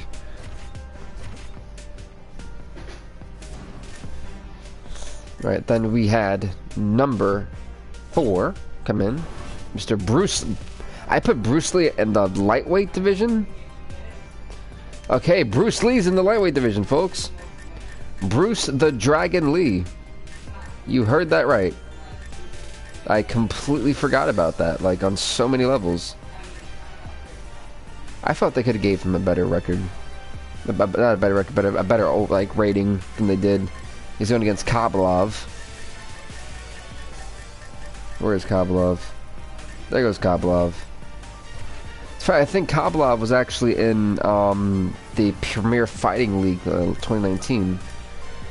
So we have 3 versus 14. Gilbert Burns is going to take on Paul Felder. Paul Felder coming in, okay. And what is up to the 11th person in the stream? Paul Felder, there we go.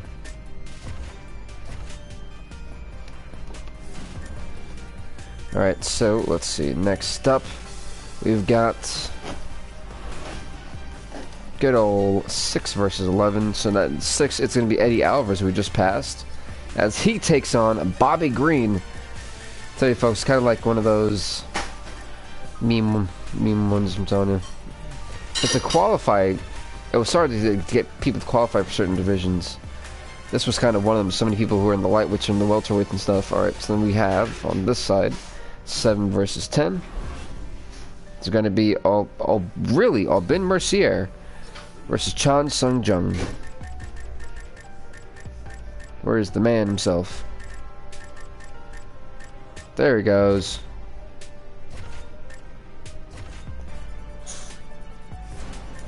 Then we're going to have 8 versus 9, which is going to be Anthony Pettis taking on Justin Gaethje, and I think it's going to be a phenomenal fight.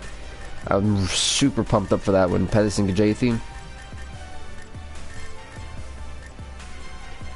Justin Gaethje, Anthony Pettis. It can be in that. There we go. Also, let's see, last but not least, we're going to have 5 versus 12. Mark Diakese takes on Alexander Hernandez. So up next. Where is Alex Hernandez? Hernandez, where are you at? Let's go. You're up. There we go. Right, so that is your lightweight bracket. Let's get going. Johnson versus Brooks is how we're going to kick things off, folks. Let's get it on. Oh, wait, no. What's the guy from Celebrity Deathmatch say? Crap, I forgot. It's terrible. Terrible. It's cool to see we got the men's bantamweight bracket done. Here we go.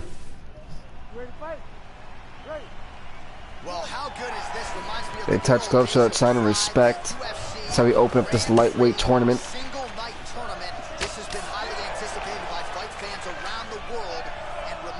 Both a little bit scared to go engage. I'm seeing that not. You know, yesterday these guys were like swinging bombs. Now not so much. Okay, go. Nice little jab. Okay. You got Will Brooks. Oh, I forget, you're going for the underdog. Ranked 16. Interesting. Oh, that's a little jab. That's interesting, actually. Yeah, single leg takedown by Brooks. I mean, it's possible. A lot of ranked #1 fighters have dropped, except for Aljamain Sterling, who wound up winning the whole tournament for his division. But that's what it could be. He's posturing up here. He lands a big shot. I'm not very familiar with Will Brooks. I said he came with an 0-0 record. We don't know much about him. Johnson, on the other hand, got the #1 record in this division by being a 4-1. So a lot of guys were hopping divisions. Was kind of hard. Well, he actually lucked out, to be honest. I'm being quite honest with you guys. This is a very interesting and competitive division itself. Oh, that was a nice head kick. Oh, he retaliated. It's another single leg takedown. Brooks gets the single leg takedown. Now he's in full mount. Yeah, that did hurt. What's he going for? Trying to go for that ground and pound. You see it there. Johnson got to be careful. He doesn't get mashed in the face. Here on the ground, staying busy. Uh-oh. Got him again. Oh. Just over 2 minutes to go. And back up again. Switching stances here. Oh, check out for that reverse spinning heel kick. Oh, got him again. It was nice little overhand hook from Johnson. Just misses with the jab there. Johnson getting these nice little jabs, and as Brooks tries to retaliate, it's not really working his way. Both like they're both waiting, sliding each other, waiting for that one little mistake.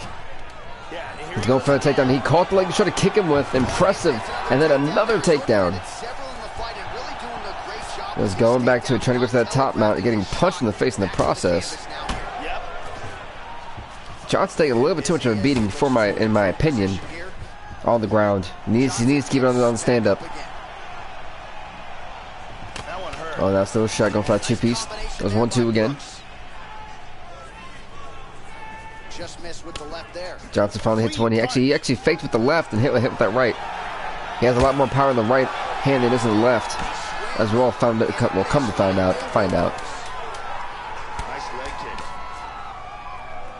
These two guys ain't playing. That horn sounds means we have reached the end of round 1. At they sound for the horn, round #2 underway. All right, so here we go with round 2. We'll see if these fighters get after it. You saw the All right, again, getting kind of stuck in this like little standoff position. Both guys waiting for a little mistake. So we are in the Scotia Bank Arena Slips the punch nicely there. for this tournament. We're going to be in all different tournaments around the world. Round 1 went to Brooks. Yeah, I think it did. Actually, definitely that gives. I think it did. I mean, Johnson didn't really get anything going in that first round. Go for that kick right to the chest. Oh.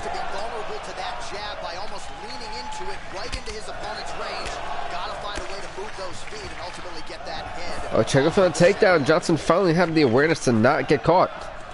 Just misses there with the left. Well, most of the time when he has shot tonight, he has been kick right to the body. Nice. That was nice. That was a smooth kick. Oh, kick up. Oh, nice little roundhouse. Tried to go for another kick and missed wildly. Again, he's looking for that left. It's not there. Whoa.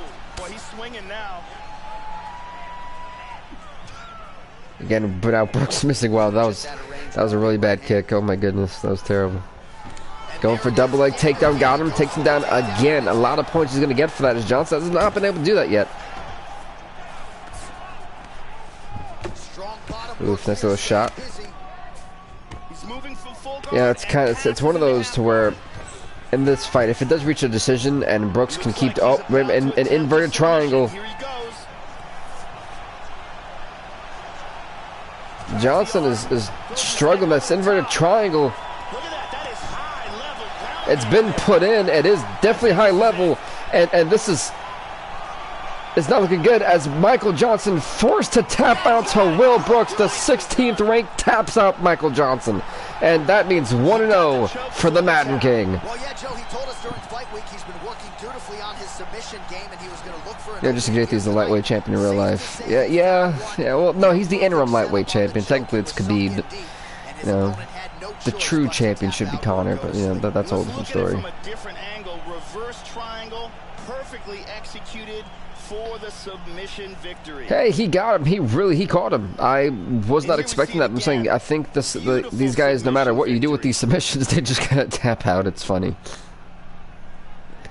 It's funny to see like how that works and goes. And that's exactly how you put the rest of this division on notice. Looks like this guy could be a factor moving forward in this division. Oh, you did. True. Okay, 1-0, so you kind of redeemed yourself. Okay. And once again, the #1 ranked seed fighter loses. I don't get this. For this oncoming force here tonight. I think he's going to be a problem for a lot of fighters in this division. Tonight, though, is all about the celebration after getting the finish that he so sought. Coming in here well, Brooks, that's a nice 1-0 race fight we talked about. We didn't know much about him. Pull out an inverted triangle just like that. Next up, we have got Mark Diakese as he takes on Alexander Hernandez. Rank 5 takes on rank 12. Here we go. All right, coming up next, it's a UFC lightweight division bout. It's funny, Mark Diakese got that. There's a lot of 1-0 fighters who got high rankings in this.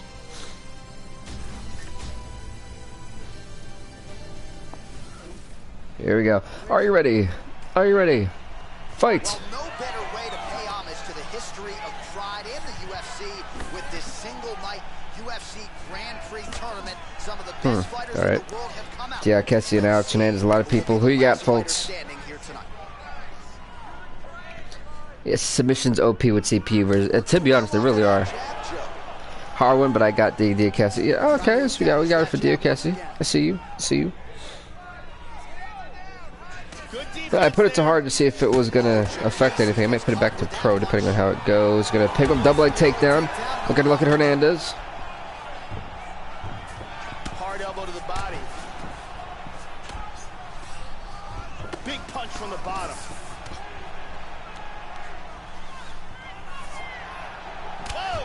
You know, I should have kept it like a stand-up. That would have been more interesting.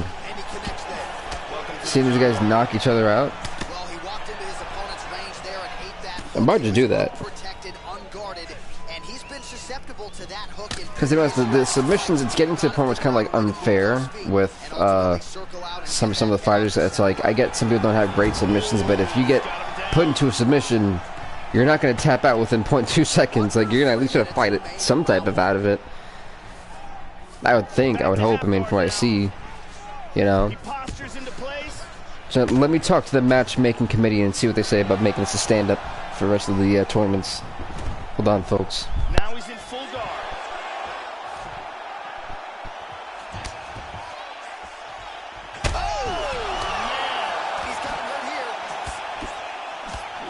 Alright, so, Chef, what do you think about this? Since the submission game is a little bit unfair, should we make it a stand-up only tournament? 2 minutes to go in a back-and-forth first round here. You gotta knock somebody out to be the champion. You gotta show you got knockout power. We're gonna fly. I almost said the flyweights. The lightweights go on with the submissions. After that, we got to nothing but knockout. Chef is my personal matchmaking committee assistant. That one hurt.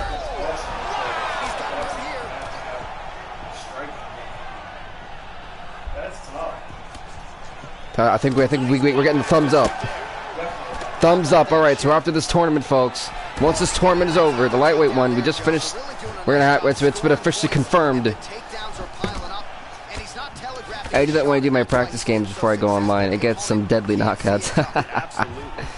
So you heard it right there, folks. From now on, after the lightweight tournament, the rest of the divisions will have to knock out their opponents to become Le Champion, the champion, the Grand Master, if you will. Yeah, as I said, I had talked to the personal matchmaking committee. We got the approval. It's gonna be a thing. Don't worry, folks. Hang in there. After this tournament's gonna get real good. I can feel it, folks. I'm excited and energized.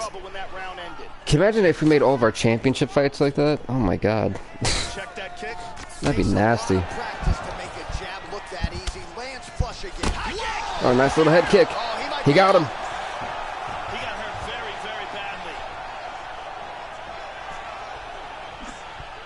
Yeah, DK's struggling. Oh, got him. Got him. Checks the leg kick. Big left hand. That both men just kind of ching over. Nice kick to the side of the head. Oh. So DK's and Alex Hernandez put on, Alexander Hernandez put on one hell of a fight. It's been there when he's gone for the shot early. Now let's see if he goes for another one here. As we try to keep it as impartial as possible, folks. Uh-oh.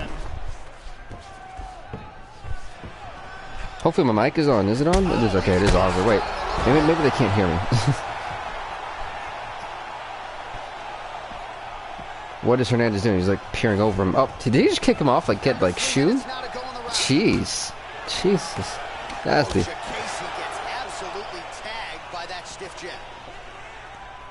Well, Joey seems to have his opponent's timing down. He has landed some good. Okay, DeCasey. Oh! Nasty spinning back fist.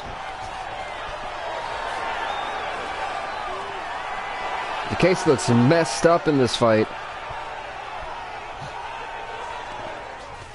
Oh, we can. I'm trying to make sure. I'm like, wait, because like, I had put on my laptop so that way I can see my chat screen, and then like I forget that I didn't turn off the audio. Well, the audio hasn't worked in like forever, actually. So I've had it clean out my system finally. Something's wrong with it. I think when I dropped it, it like finally fixed itself somehow today. And then like you hear it, welcome everyone. I was like, oh, it finally works. Then I muted it, and I was like, oh, the button works too. This is great. Whatever happened? Thank you. It was a miracle. Looks as though he's got the over/under here, Joe. That's it, DeCasey. Hernandez. This has actually been a pretty solid fight. Both guys, well, DeCasey looks beaten, like, up. I mean, not as bad as, well, no, Alexander Hernandez looks a little bit better than DeCasey at the moment. That strike blocked by DeCasey. So I think in real life, he had a fight about 2 weeks ago and lost, I think. I pick him up. Okay, nice little camera angle. Both men exhausted from that exchange, trying to fight each other back in limbo. And kind of wrestling. Oh my god, it was like an overhead belly-to-belly suplex. So that's more of a wrestling term, but that's literally basically what that was. It's when your abdominals, someone else's abdominal are touching each other, basically the you know, that part, and you overhead somebody like that. That is a belly-to-belly suplex, folks. The case has been getting rocked and tagged. This may go to a decision. I think this one might go to Hernandez. It's kind of hard to say. Oh, jeez. This could be it. Nice leg kick. Oh! He pieced him. It's over. It's over. DeCasey gets knocked out. Alexander Hernandez goes on to the next round. Decision possibly. If he goes decision, Katsu's done. No word, DeCasey was done no matter what. Alexander Hernandez was like, pow! It's over. Definitely rip. He got rocked. 1 for 2. Uh-oh. I think you had some great luck. I think whatever the beef between you and Chef, I think maybe he took your thunder.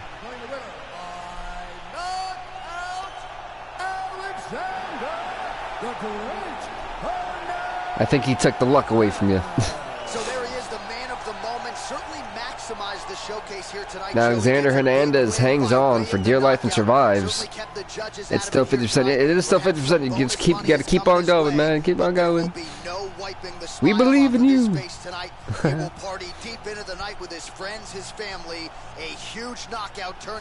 Big knockout. So I can't wait to like. I'm actually like hoping the flyweights like start submitting everybody almost.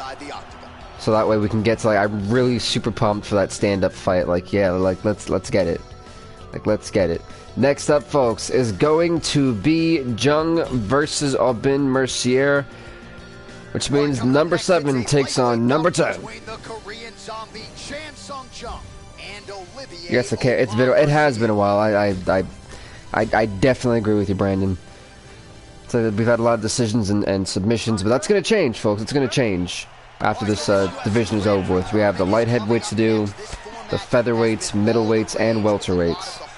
Wait, light heavyweight, middleweight, welter, feather. So 4 divisions.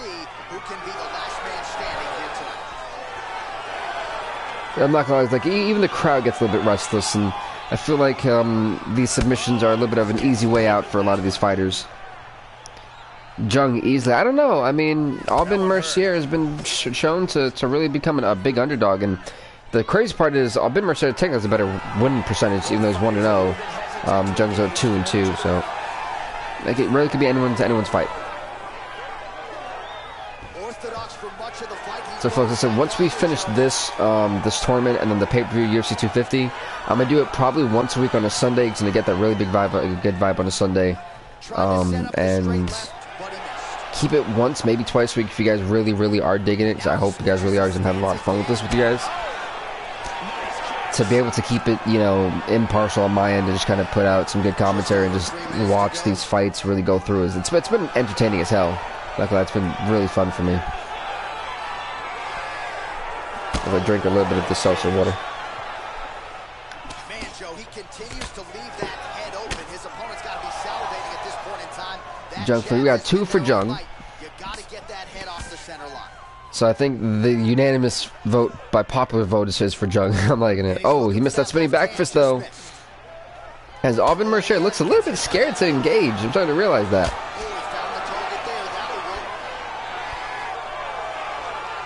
Jung is waiting to catch him. Aubin Mercier wants no part of Jung whatsoever. And Dan Merglada is kind of sitting there like, all right, guys, you guys can do anything? Didn't quite connect.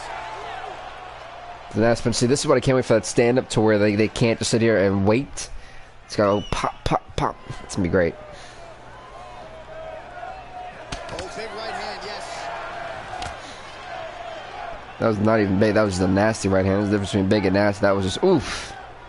That's going to be a mark type of big. They going to fight? Or are they going to stand there? What's going on, guys? As both men refuse to really engage, and a little bit concerned, like, finally, some action. I was actually a little bit disappointed with this fight. They're like afraid to fight, and it's a little bit saddening. Let's go to the north-south position. Yeah, like, you know, I'm not that one was like, you guys gonna stand there, look pretty? Like, what's going on, guys? Oh, he got him in the rear like a choke. Jung's gonna be in trouble. He goes with the body triangle to lock him into place. Now he puts his hand. Jung may tap out. Oh, Jung got saved. I didn't even see the time. Chan Sung Jung got saved by the bell, by the horn. He could have tapped out. That was the most action we had seen that whole first round. Hopefully the second round is a little bit more promising, with these guys actually not being so scared to engage and closing the distance.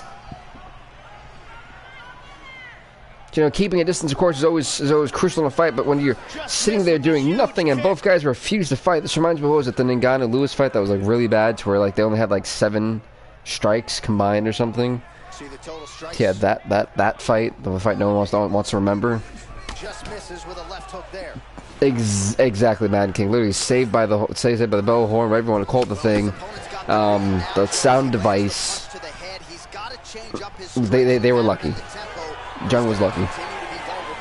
And now we kind of see why Mercier isn't necessarily going too aggressive, because he's waiting for Jung to make a mistake, to go for that submission. So I can see now that last minute revealed a lot about Alban Mercier's game plan. It's just to you know, really revolve and rely on the submission game. As for Jung's going to keep it on the stand-up, I'm assuming. We don't really know much because Jung hasn't really thrown that many punches or jabs in general in that first round. And it looks to be the same here as well. You know, so it's going to be interesting to see the style. It's, again, they're not engaging as they should be. They're both trying to wait for a mistake. We sat it for about 10, almost 20 seconds almost of them doing nothing. And at this point, you know, can we call the fight? Because this is how many seconds of nothing? To sit there for 30 seconds to not fight is absolutely ridiculous. And by far, this is looking like the worst fight we've had. And I'm just as upset as you guys are, probably. Because I'm sitting here trying to commentate, make this bigger than it is. And they give me nothing to work with. Nothing. Alright, if they do this for another, like, 10 more seconds, I'm going to give them to 110 to make a move. If not, I'm stepping into this fight. They moved literally at the site. They better not even pause again. They better not pause. Hold on, folks. I can't. I'm gonna have to step in because I'm not letting that fly. Not on my channel. Yeah, I said Cha Jung, I think. Okay, let me remember. Oh, he caught me with that one. He caught me. So his opponent lands that kick to the body, Joe, and he has shown an increased. Oh, I missed. Oh, he caught me with that. He two-pieced. He two-pieced. I'm going for these kicks a little bit too much. Maybe I should stop. There we go. We got some action.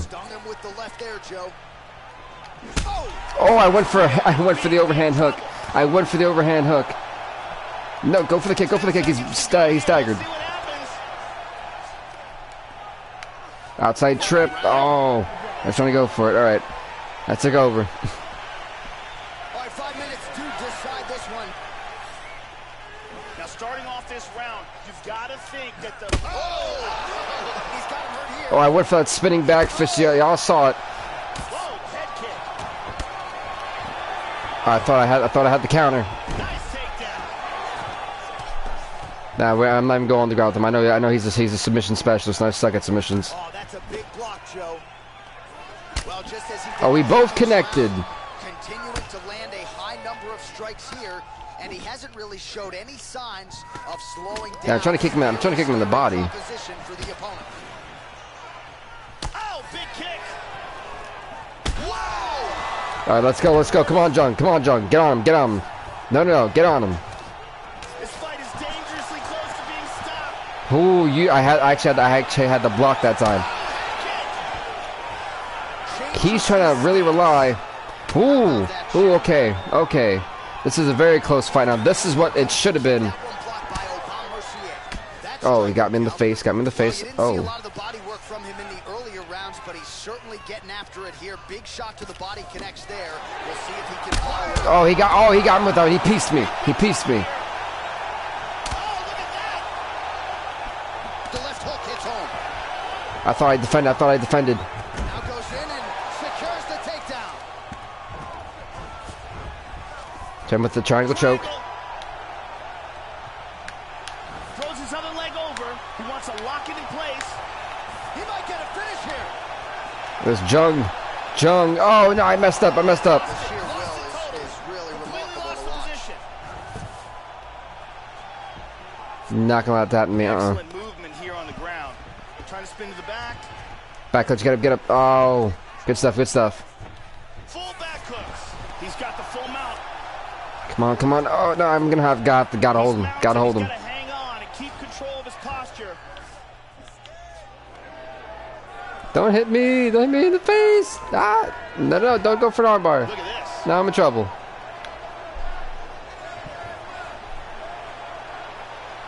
Looks like he's got that locked in Guys, tight. this may be where it's over. Look at this though.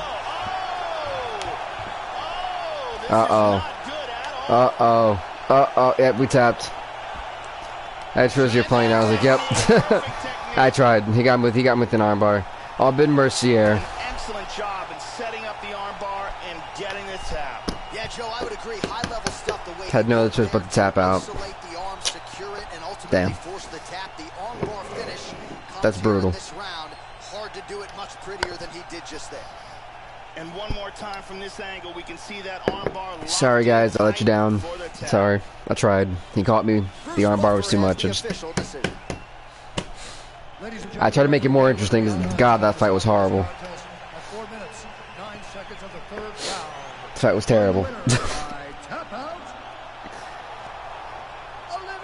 Well, at least for a moment, it looked exciting. Because that fight was the worst that we have seen in this tournament by far. Like, and this whole 2 episodes that we've done. Right, well, congrats to Aubin Mercier. I guess he deserved it. Not really, but still. Right, next up we got Pettis versus Gaethje. Number 8, Anthony Pettis, who is 6-3, will take on number 9 ranked Justin Gaethje. Justin Gaethje is 1-1.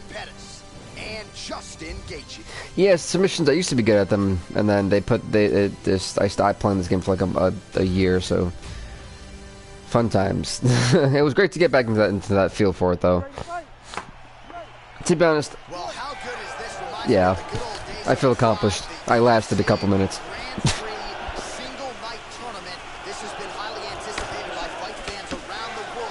All right, Pettis and Gaethje. See, these guys are fighting. Why couldn't they do that?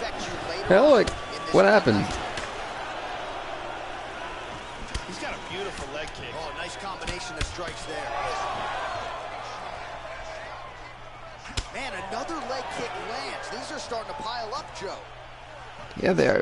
Oh, okay. So these guys came out right out of the gate. Oh, you know, it's funny. As much as I love that kick, if an opponent wants to and they kick you, or they, you know, do anything with their foot and you have in your face there, that could either break your face on your way down or knock you the hell out.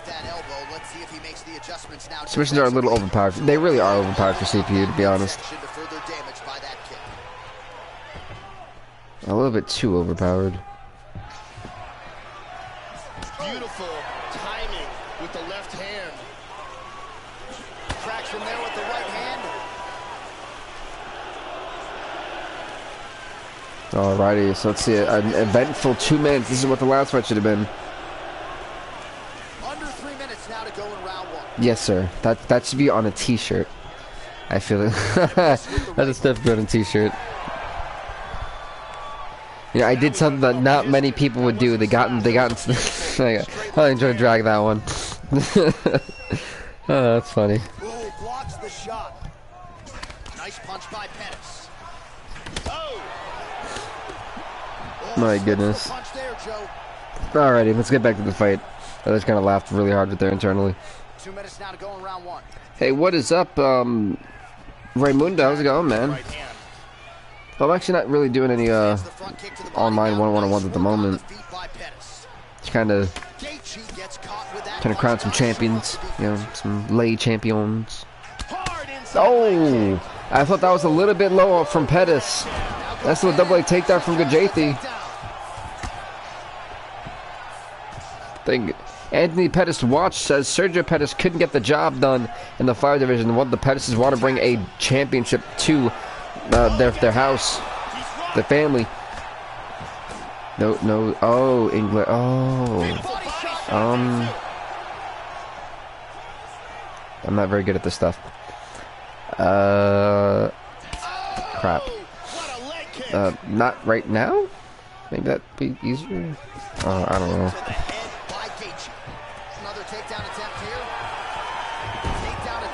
That's another takedown from Gaethje. Now he's in the top mount position once again.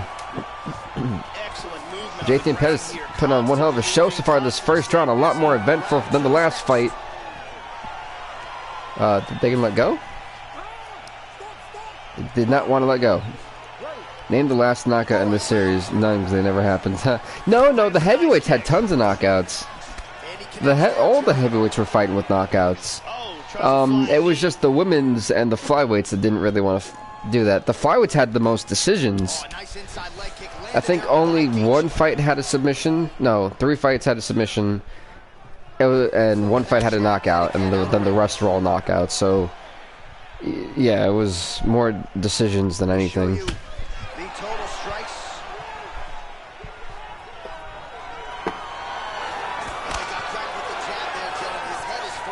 Yeah, facts. They didn't feel like knockout. That's okay. It's gonna change. You know, I think I'm gonna really alter the rule sets for championship fights. That might be interesting. Like like another thing, but we're gonna make for this whole ultimate. We're gonna make this a real Ultimate Fighting Championship, thing.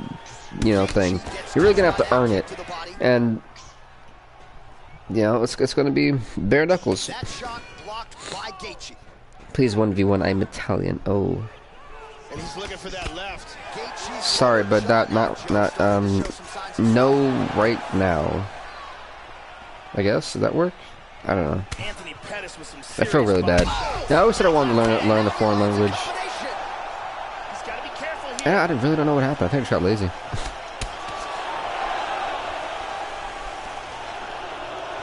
It's been, honestly, it really has been a lot of upsets. We've had a lot, again, even in this division, Michael Johnson was ranked #1 going into this, and then not anymore. Oh my God, Pettis is getting rocked. Gajethi's got this. This maybe not. Is Pettis fighting right back at him? He suckered in Gajethi going for a haymaker. When you go in and lead with that lead leg and go for that overhand hook or an uppercut or a straight haymaking shot, you take so much time and so much energy into that. It does actually drain you when you don't connect, because you don't have anything to pull back on besides nothing but air, and then have to pull back on, get ready for another stance. At least when you hit the human anatomy, there's kind of a little bit of force is relieved as you're hitting them. That way it doesn't drain you as much. Under a minute to go now in round 2. So, little good science lesson for you. Oh, that kick was dead in the jaw. That one hurt. I know that for. Did I even hit him? So I really don't think that little kick that he does really even hit him. I think it hit the body, if anything, barely the chest. I think these two guys here are just going to wait out for the next round. It's kind of tough to score. Who do you guys think won this round? For me, I don't know. I kind of want to say Pettis, but I'm going to have to go with Pettis in round number 2. I think Pettis just looked a lot better in round 2.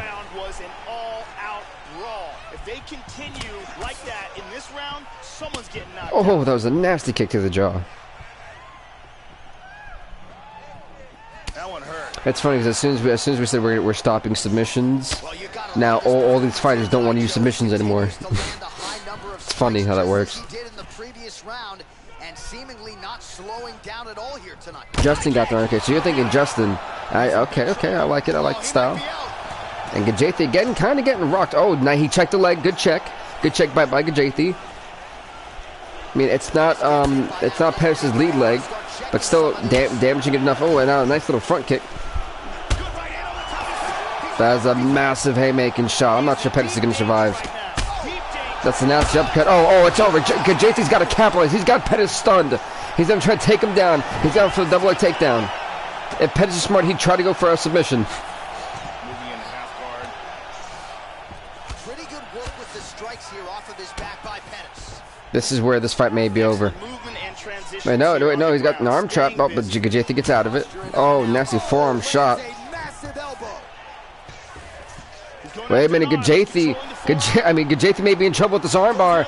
Anthony Pettis to tap out Gajethi. Oh, he was so close to getting out of that. He was so close, and he's been close again. Can Gajethi find a way to get out of this? No, he can't. And Anthony Pettis taps out Justin Gajethi in the 3rd round to go on to the next round. Excellent technique here. Got the armbar and got the tap. Gajethi for one, Pettis for the other. Oof. Anthony Showtime Pettis. And the 3rd round with the tap out. Oh God. He went, oh God. I feel you on that one. Unfortunately for Gajethi, he was getting the better of Pettis in the 3rd round, but unfortunately he went for that takedown and it cost him. It cost him dearly. It cost him the lightweight championship. He was forced to tap out. And finally, 2 and 4. I'm still when someone's trying to really grasp for that 50%, like I got it. I need it. I must be redeemed. So a seminal moment right here now. Bruce Buffer with the official decision. Ladies and gentlemen, referee Herb Dean has called a stop to this contest at 2 minutes, 34 seconds with round number 3. But overall, I mean, that was still one heck of a fight from both of those guys. I can't take anything away from them for what they put on. It's a hell of a display. And Pettis was losing that fight from the 3rd round, and it's just that's why the submission thing's got to go out the window after this. And I think we'll do that for all championship fights from now on. Because it's great, you know, it's great that you're a submission expert and no one can get out your submissions and all that extra good stuff, but you know, it is what it is. Brandon, how you hanging in there, man?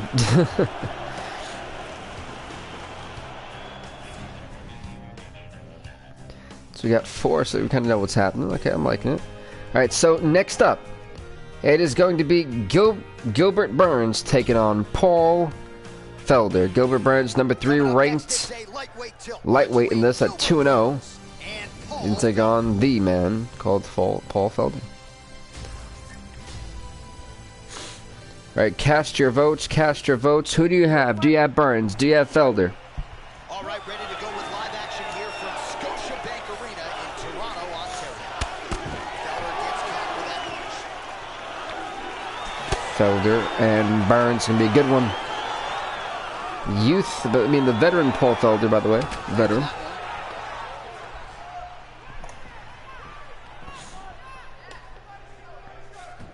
Two for Burns, 1 for Felder. Okay, okay. I'm actually kind of curious. Why'd you go for Felder? Not Brandon.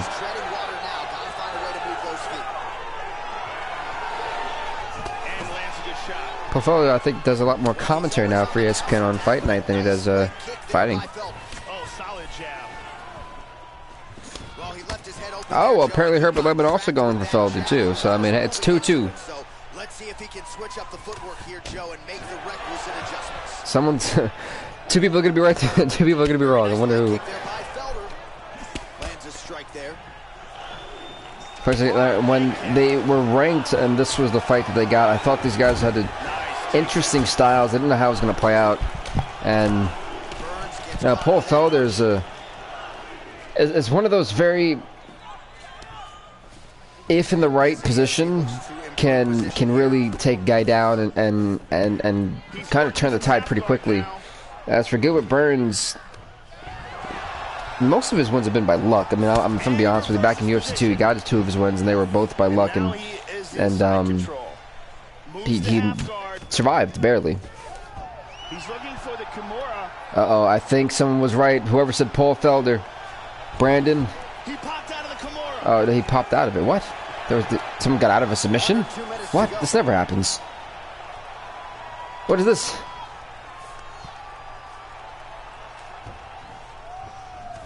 He moved into full mount. Alright, what does Burns can do from this position? Trying to go for that ground and pound. I wouldn't really want to play the game with Paul Felder. If I was Felder, you know you've got the submission, keep it on the ground. Oh, but Burns, that nice I thought it was a 2-3 piece. It was pretty quick. I peeked my head down for a second. Front kick to the face. That was a nasty front kick. Ooh. Okay, kick him in the leg. Kick him in the leg. Not too bad. Gonna pick up and drop him.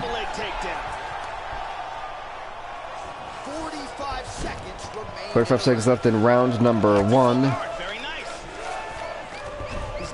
It's a lot of fights trying to not. A lot of these fighters don't want to go to a decision. They're trying to end out in the first, second round.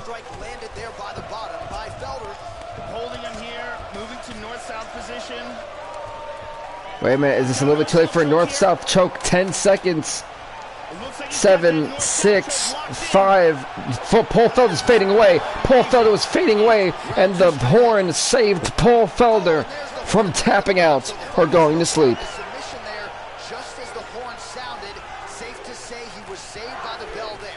That could have been it, folks. Crowd chanting for Brazil, even though we're in Canada. Scotiabank is in Canada, I think, right? Or are we actually in Brazil? I don't know, I think we're in Canada. Yeah, they had the one in Rio de Janeiro.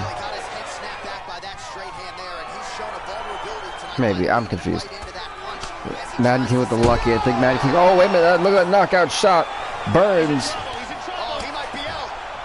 Burns getting rocked. Paul Felder annihilating Gilbert Burns.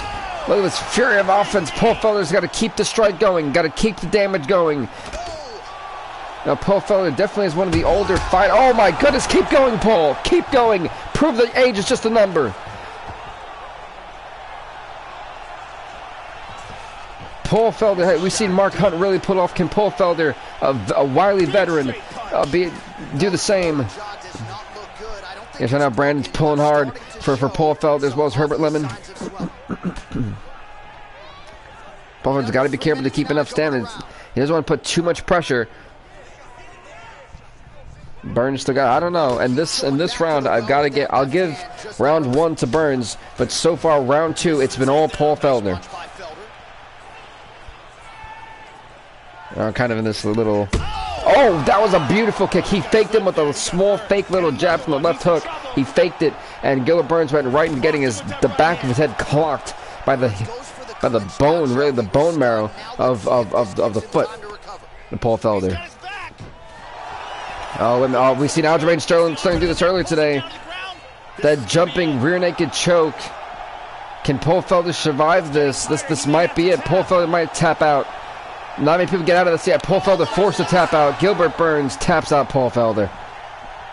And give it nothing but absolute credit. Paul Felder took Gilbert Burns to his absolute limit here tonight. And unfortunately for Brandon Herbert, yeah, he tapped out. I mean, you can't blame Paul Felder. I mean, the man tried, and he really did take him to his limit. And one more time, nice technique. Paul Felder should have nothing to be ashamed of, to be honest. I mean, round of applause, 3-5. I'm going good. You're getting good, but I don't know. If Seth comes over here, it may be all over. Here's the buff with the official decision. Ladies and gentlemen, referee Herb Dean's called a stop to this contest at 3 minutes, 26 seconds of round number 2. Declaring the winner by tap out, Gilbert the Ring Burns. Gilbert Burns getting that job done. Congrats to Gilbert Burns going to the next round. And good on him. I mean, that was a tough fight. Honestly, I thought Paul Felder was gonna keep catching him in that second round, but Gilbert Burns got a little bit impatient, got a little bit aggressive, stepped it up, got that rear naked choke in. That jumping rear naked choke really jumped on his back, was able to nail him, bring him down to the ground, and it was all over from there. So just good on him for that very strategic move. As now we know Burns will face Hernandez. Next up, it is going to be Alvarez versus Green. The number 6 takes on number 11. Eddie Alvarez is ranked number 6. Bob Green ranked number 11.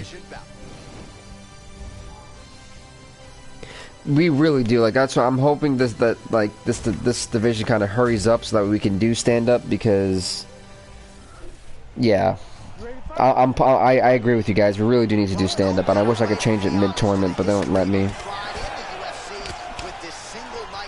But what I might be able to do is, when the first round finishes, we can make another one with just 8, and then see if that works. So if y'all want, we can let the first round be like that, and then change it up. Like, we'll back out of it, make a new one, and then only have the 8 fighters who advanced, basically, type thing. Level change there. He's doing a great job of moving and transitioning here on the ground. Good punch. So let me know if y'all want to do that instead, to where, like, after this round is over, we'll, like, back out of it, and then make it to where it's only stand up for the final 8. Do we got a yes or do we got a no? There's Manny King saying Alvarez. Okay. He avoids the clinch. I think Eddie Alvarez would be the heavy favorite in this. But let me know, folks. What do you guys think?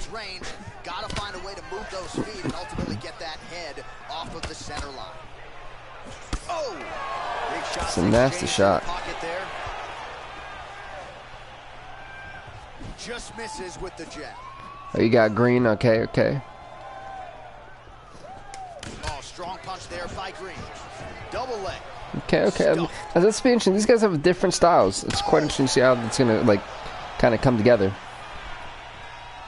Hit him with the jab. And just inches away from landing one of those big right hands. He's tagging him here. Nice slip to avoid the left.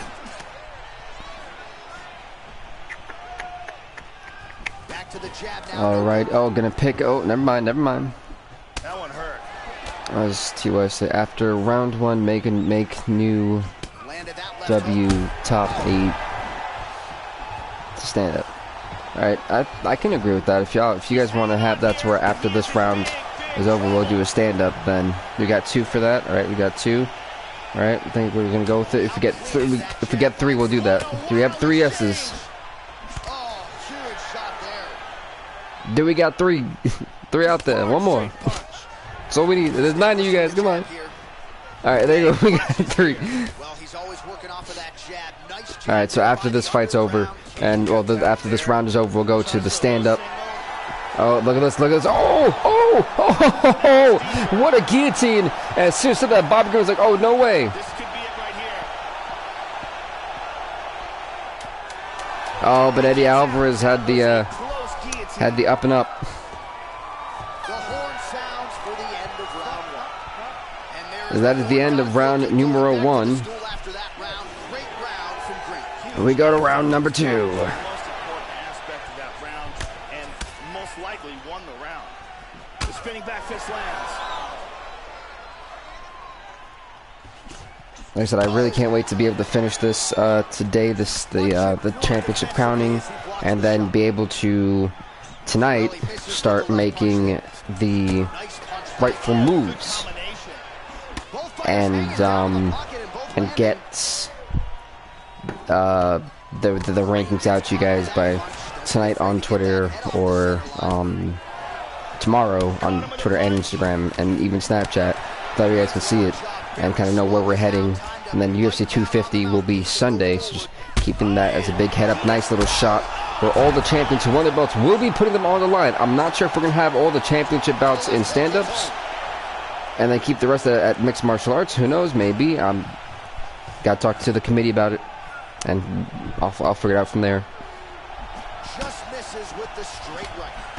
Bro, these two guys are... Oh, that's it. That's it. Oh, my God. Bobby Green, what are you doing? Why are you standing back? Herb, why'd you stop it? He was out. He didn't do anything. Well, he has really picked up the pace. Herb dealing with a bad decision. What were you doing, Herb? You just killed the fight. Now starting to find himself in the pocket. Oh, very nice. Did someone see something I didn't see? Was there like a poke in the eye or something? He missed with that jab attempt there. Just telling Eddie Alvarez, not so fast, buddy. Well, he's landed some excellent shots in this fight tonight, but more often than not, it has been one and Yeah, that's what I'm saying. It looked like combinations.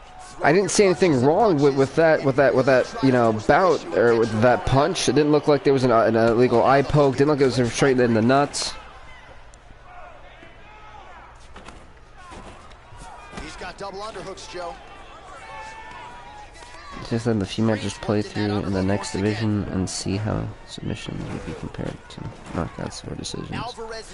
Well, to be honest, the reason why I kind of stopped with it is because the submissions, like, literally, as we see, if you put out a submission, you have like a 98% chance of winning, and it's a little bit unfair to people who dominate. I can understand, like,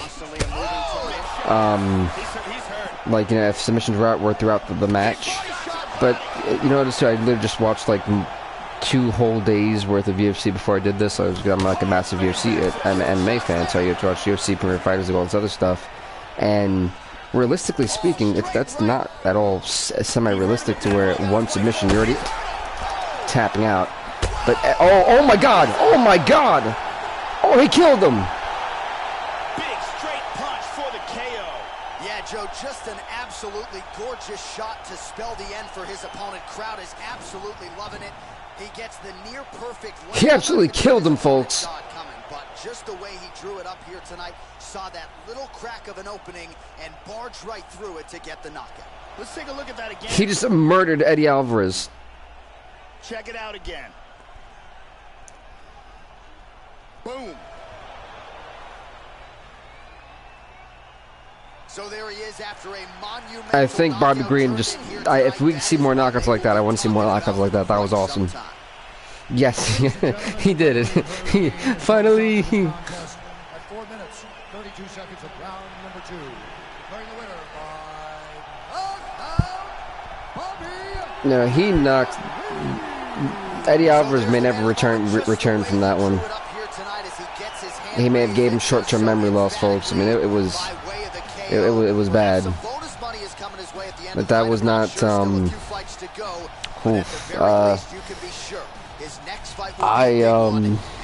Wait, that's still 50. Let's go. That may be 50%, but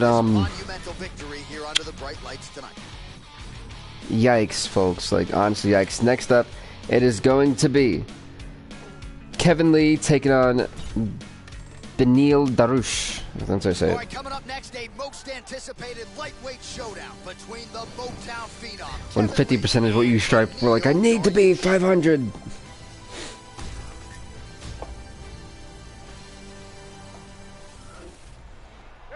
Yeah, that was a good guess by Brandon. All right, so this UFC Grand Prix tournament is coming up next. This format has been all the rage with a lot of the hardcore. And the reason why is that I've let the women's bantamweight and I've let all of them kind of go. And besides the heavyweights who don't, this must know, the only heavyweight that actually taps that submits people is Fabricio Werdum. And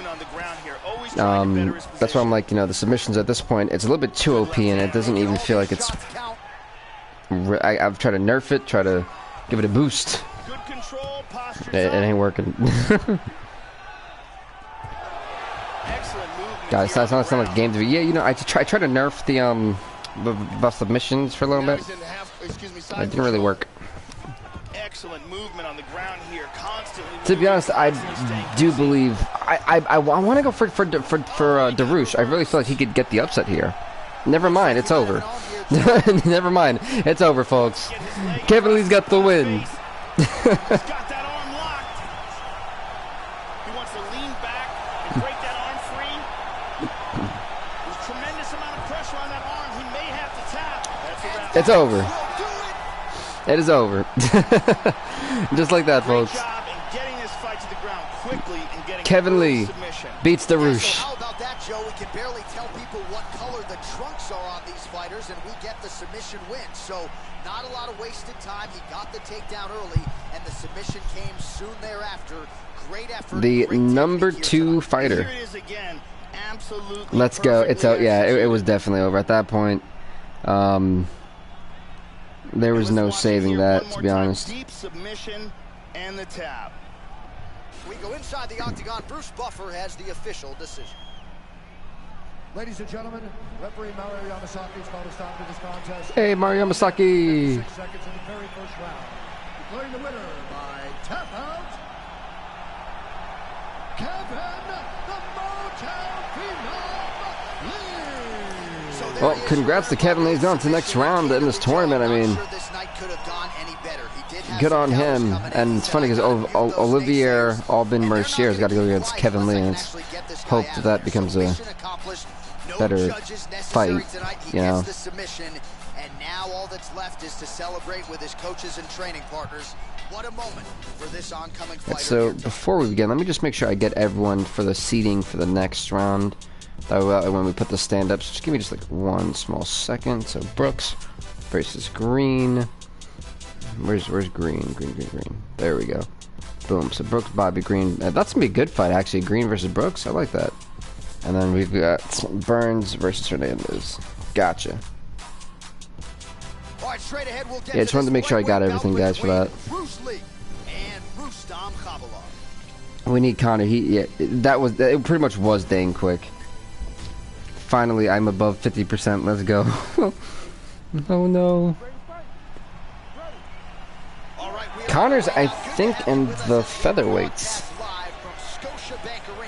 And Bruce Lee, folks. Bruce the Dragon Lee. Very quick with his hands and with his feet. I'm actually really excited for Bruce the Dragon Lee. I'm like, yeah, it's Bruce Lee, and I'm really hoping he wins. Let's see how early he can find his range when it Because it's Bruce Lee. We need Bruce Lee to win. Massive power in those kicks. Let's see how he chooses to attack with it here. Solely because he's just Bruce Lee. And they're exchanging leather early. That one hurt. Yeah, look, this is the final fight. In round one. Punches are landing. Gotta play better defense than that. We should probably just call this the prelims at this point. Yeah, this is the prelims before we get to, like, you know, the quarterfinals and stuff. Nice. Everyone's going for Bruce Lee. That was a weapon to watch out for, and there it is as he lands the head kick up top. Come on, Kopylov, Lee, let's go. Oh, nice slip to avoid that right hand. Banjo, he continues. Oh, he caught him. He caught him. Let's go for the high-angled slam there. Yeah, that actually did display his wrestling abilities quite well. But then this is where Lee may be in trouble. Oh my goodness, I think it's over for Lee. Excellent movement and transitions here on the ground, staying busy. Did he really say waha? Waka? They really did Bruce Lee like that. It over. Let's go. I don't know. They thought it was over for Bruce. Oh! Under 2 minutes to go. In a back and forth first round here. I think my chat screen is dead. Oh my screen is connected. No. There we go. We're back. It's okay. Oh, that was a nice little head kick to Bruce Lee. Kopylov to knock out Bruce Lee. If Kopylov would have went with 1 or 2 more punches, he would have knocked Lee down.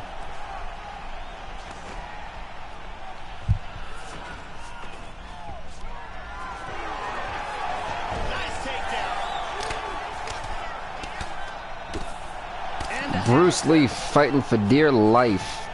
And Bruce has got that 1-0 record, trying to keep that, to not have any blemishes on it. Able to check that kick as well.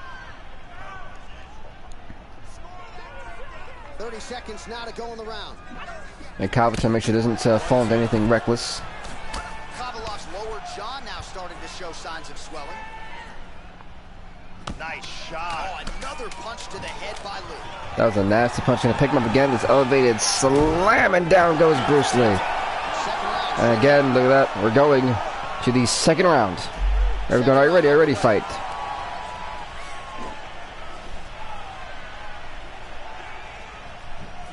Nice. Very good fight in this one. Almost in range. Both men just complete. Oh, they just pushed him in the back of the head. Ooh, good combo there. A little bit ruthless. Jeez. Big, powerful kick, especially with that front leg, but we haven't seen it from him yet so far in this fight. I'm not exactly sure why. As I'm keeping myself hydrated for what's been non-stop, intense action. Man, look how quickly he gets that foot to the target. Yeah, I'm got those right hands. That's nasty right hands. Lee going for the head kick. Yeah, Bruce definitely did lose round one. I think Bruce might have a little bit of troubles with dealing with Kopylov.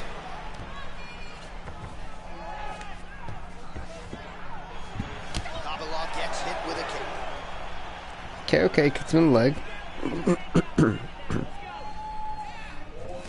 Looking to avoid that left hand. Constantly a moving target. And kicked him in the head. Okay.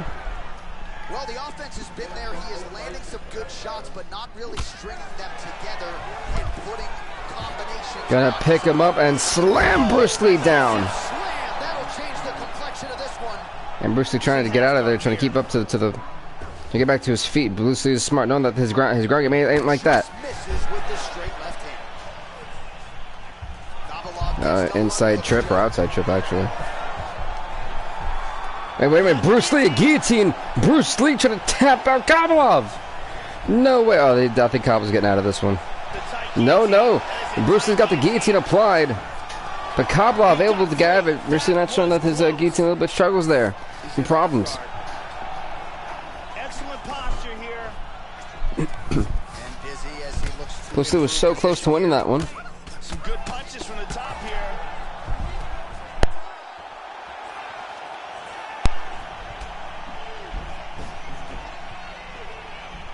Lee kind of staggered, like, wait a minute, this guy's Pretty good. Not staggered, but realizing this guy's pretty darn good. Lee's got a flying. Lee's flying. Yeah, he's got a flying. Good takedown. Good takedown. He's doing a great job of moving and transitioning here on the ground. Kovalov's got double underhooks. Right, let's see. Okay, so this is probably going to go to the third round the way it's looking. Unless Kovalov kind of pull a magical knockout here. In less than 10 seconds, he's getting to a north-south position, beating up the body. And that's how we end round number 2. We're going to round 3, third and final round. They touch gloves. Will we be going to a judge's decision? Nice little flying kick. Lower jaw looking extremely swollen now. Nice. So I said, you know, Lee's taking a beating, but he's hanging in there. Oh, nice job of avoiding. Well, I guess the old saying is trying to survive, basically. Well, we were expectant that we would see a heavy dose of leg kicks out of him here tonight, and there it is, right on cue as he lands his first leg. I think Bruce Lee lost both rounds. I think so. Yeah, I think so too. I don't think Lee's gonna advance.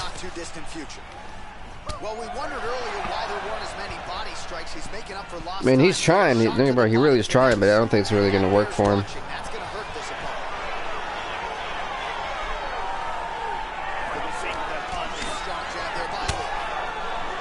opponent. To get him kicks. Oh, nice little punch to the face. Staying heavy and also staying active.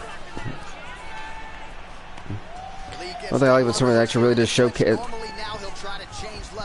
Well, he didn't go for anything, actually. Didn't even go for the takedown. Lee got the heart of a dragon. That is true. If Bruce don't get knocked out or submission here, decision he will lose. Yeah, by decision I think he is going to lose, but yeah, there's 2 minutes 44 seconds left. That's plenty of time to get either of those, a knockout or submission. And we've seen him. He does have a guillotine. Does have that in the arsenal right now. Kopylov is just holding him. Finally takes him down. That was a little bit of a lazy takedown. Gonna go for the Americana, maybe? Lee Wise again. Wait, no, trying to go for the Kimura. Trying to go for the Kimura. Can Kopylov get the Kimura on Bruce the Dragon Lee? Will Lee be forced out to have his arms ripped off his shoulders or tap out? This might be it for Bruce Lee. Bruce Lee survives. Somehow. Gains north-south position. Lands a good shot from the bottom. Try to go for another one of those Kimuras. Gonna try to get set up that position. No, that's what I said. I said, oh no, for 2. How's it go? This is not going well. This is not going to be good. Goes for the takedown, unable to land. One of the better takedown artists out there. Nothing doing on that attempt. Met both guys like, yeah, Bruce. Oh, Bruce Lee not trying to lose by tap out or knockout. There's a minute left in this round. Can he get a knockout or tap out? Lee's taking a beating in this fight. Showing the heart of a lion right now. The dragon, really. Nice head kick. Or takedown said screw it. 30 seconds left. What's going to happen? Plenty of time. 25. Oh, they're exchanging. He made it out. He did make it out. Oh, Lee's got to capitalize. Lee's got to capitalize. 10 seconds left. Oh, no, a single takedown by Kopylov. 5, 4, 3, 2, 1, 0. Let's see what's going on with the judge's decision. All right, so both men almost won the fight by submission. The official decision is in. Bruce Buffer has it. Ladies and gentlemen, after 3 rounds, we go to the judges' scorecards for decision. All 3 judges score the contest. Unanimous decision. 29-28 unanimous decision.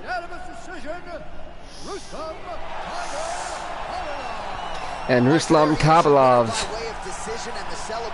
gets the decision victory. And unfortunately, guys, he gets the decision victory.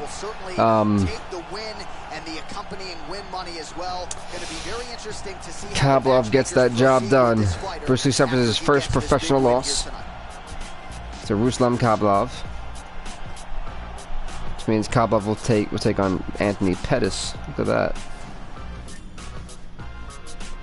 Alrighty, so before we even go any further, we know that's what it's going to shape up as. That Lee and Burnson. Let's see. Let's go here. No. Stand up. Lightweight 8. We'll keep it on. We'll put it back to. Whatever. Scotiabank was the arena. Skip transit. We'll keep tournament names. We already know what the tournament is for. Perfect. We'll just put LWC. It's easier. Lightweight championship. Alrighty.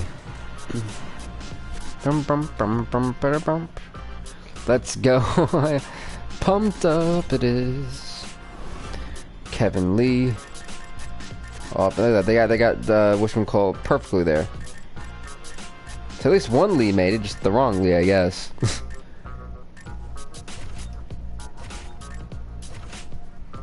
There goes that, and then Hernandez and Burns right underneath.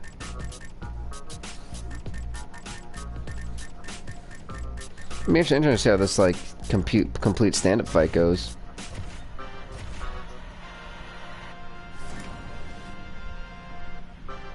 Let's see.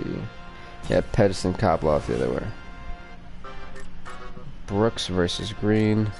Here we go. Let's put this one out. It'll be a lot easier to do it this way, a lot more fun and unpredicting. Cause like when we see submissions, we're all dreading like, oh my god, it's over. To be honest, I thought this is gonna be a good way to negate that. Pettis versus Koblov. Actually, I like this little remix thing. Bum, bada, bum. Bada, bum. Bum, bum, bum. Bum, bum.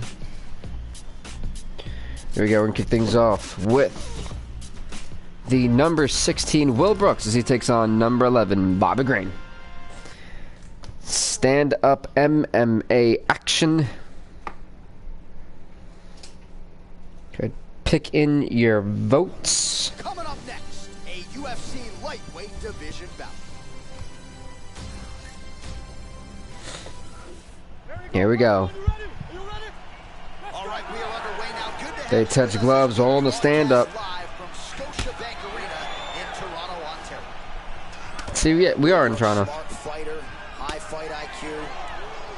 Yes, sir. Stand up only. Right about the striking. Oh. That punch. All right, so here we go. First round is underway. You know his background as a wrestler, so how early will he shoot and go for that takedown attempt? You got to think going into this matchup, he will want to take this. Oh, there fight won't be to no the ground. takedowns. It's a stand-up fight. Brooks in this because he's got more knockout power. Oh, nice little spinning back for shit, but how well will he defend that? Pretty good jab there by Green. Oh, both men exchange. Oh. Shows him the left and then follows it up with a right. Nice one. So I'll probably put the thing back to pro after this. Punches. Splits the guard and connects with the punch. Doubled up on the jab there. Nicely done by Green. Hit him with the jab. Oh, how good is that jab? Snaps it off yet again here. Well, he continues to Alrighty. find his timing here. Series of strikes, they all land. No, everyone went for Brooks. So I'm probably going to put the difficulty back up to pro. At this point, you know, professionally just punch each other. Trying to establish that jab once again. Very nice uppercut. And some nice shots going in. And it's funny, the best part is these guys are now stuck having to start fighting like madmen to get that knockout. Went for the inside leg kick.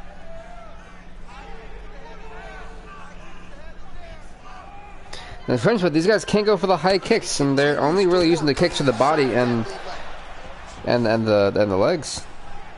While the body was wide open, his opponent took advantage. Kick to the body lands flush. He's gonna Got Mario Yamasaki like, wait a minute, what's happening? Oh, he tags him with the straight hand there. Nice job by Green. And he's looking for that left.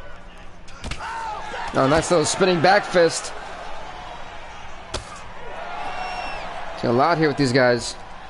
Guys gonna be swelled up by the end of this fight. Center line slips to avoid the right hand. Straight right is there. Oh, and he continues. Will Brooks is eating them off the jaw. I'm not sure how much longer he's gonna be able to take that. He is putting it to good use. Nice little haymaking shot, but that's not gonna do it. That one haymaker every minute won't work. Got to be careful to not allow the offense to follow up here. Inside leg kick lands and He kicked that leg pretty hard. on his opponent.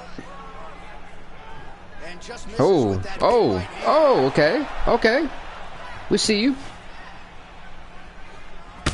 Oh, that spinning back fist. This is where Bob Green's got to capitalize. The left hook hits home. Round 2 straight ahead. That was nasty, but really, really good. That's the end of the round. You heard the horn, and it came just as he was stunned. Oh! And that Brooks once again stunned Peter right where he left off. Brooks is down. Green needs to capitalize.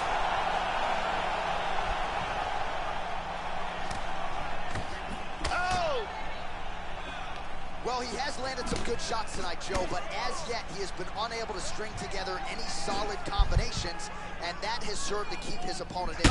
Oh, now a front kick to the face of Brooks. Brooks lost, and definitely lost round 1, yeah. But he's trying to come back now. I mean, Oh, beautiful, beautiful kick to the body. Brooks has got to protect his face.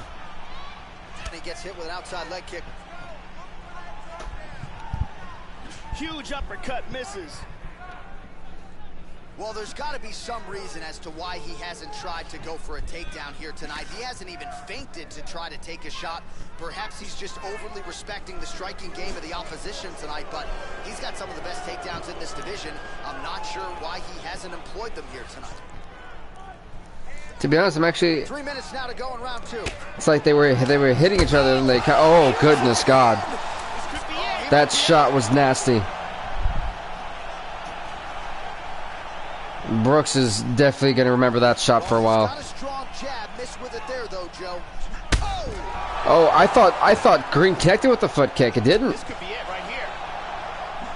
Seeing the welts on Brooks's face, especially that eye. Body kick, look at that. Looked like he might have landed there. Instead, a swing and a miss by Green. So a much different approach from Okay, so these two guys are... It's like now they're feeling each other. They were swinging for the fences in round 1. They're not doing that now. Establishing the jab here. The interesting little setup. Try to establish that jab. Kick to the body by Green.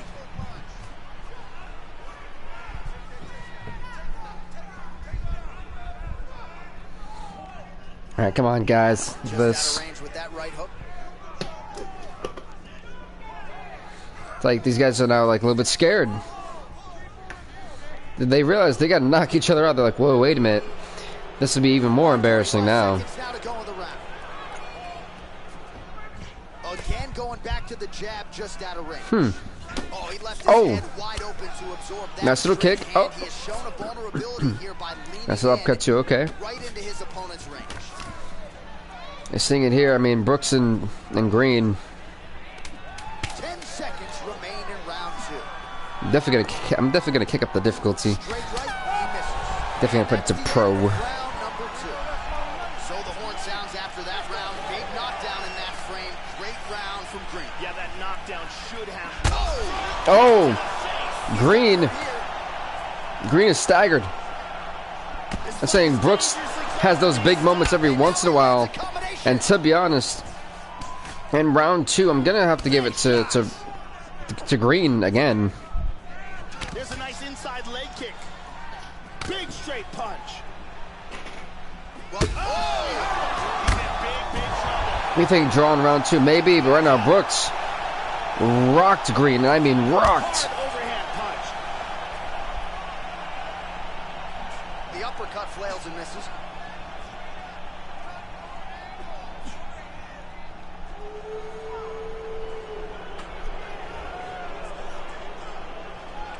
Showing the punch. Again, Green staggered, but the rush. Oh, that's the first time he's really knocked Green down.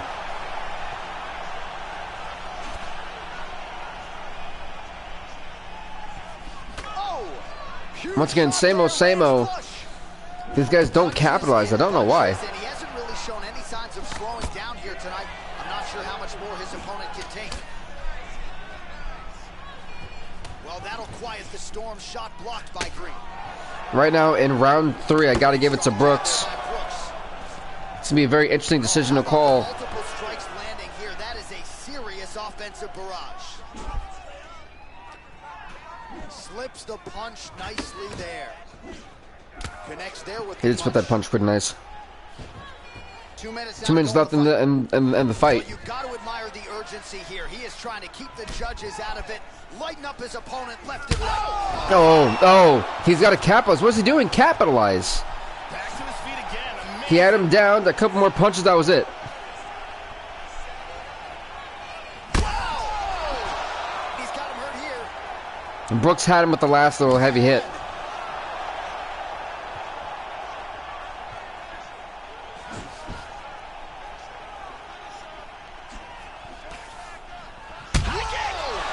Nice little head kick. He's got to keep striking. Brooks, these guys are so scared to just keep striking. That's the problem. 45 seconds remain in the round.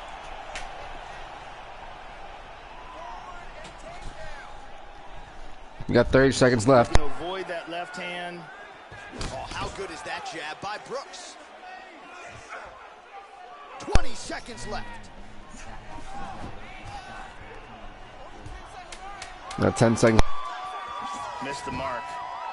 Oh, you gotta like that leg kick, Joe. All right, we're going to a decision. Surprise of many viewers at home, I would think. This fight survives to hear the final horn. Amazing action throughout on both sides. Both fighters got knocked down at least once in the fight. My God, they can't end the fight. They can't, I'm telling you. Let's see what the judges say. Here is Bruce Buffer. Ladies and gentlemen, after 3 rounds, we go to the judges' scorecards for a decision. Judge 1 scored this contest, 29-28, green. Judge 2 scores 29-28, green. 28. 28-28, oh. Judge 3 scores it, 9-28. 29-28, oh. Decision, Bobby Green. Will Brooks had the chance and he screwed it up.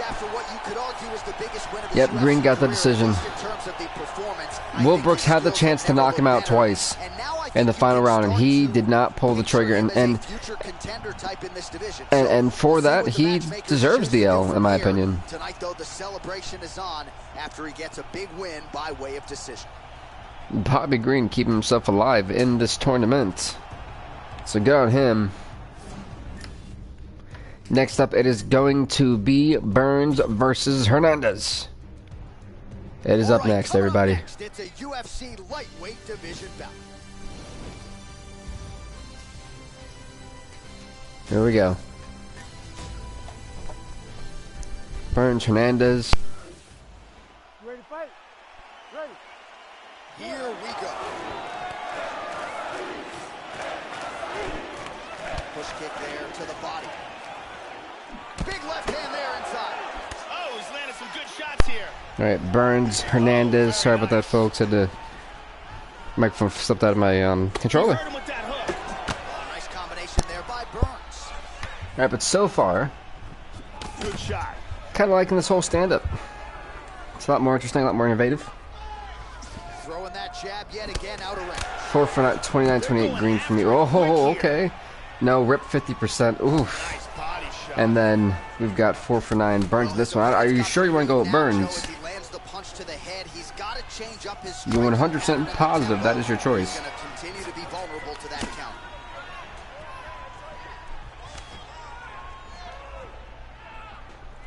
Okay, you guys split. We got 1 for Burns, 1 for Hernandez. Just missed with the left there. I was actually getting hungry while I was doing this. Like, you know what? Let me get a mid-snack. The midstream snack. Gotta love that. Burns all day. I'm risking it for the biscuit. Oh my goodness, no. No. No. Look at that. Nice.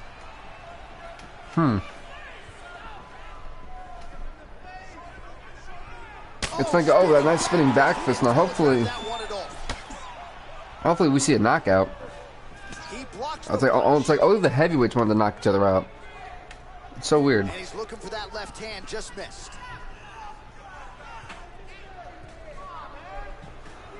Splits the guard, connects with the Oh, nice, nice.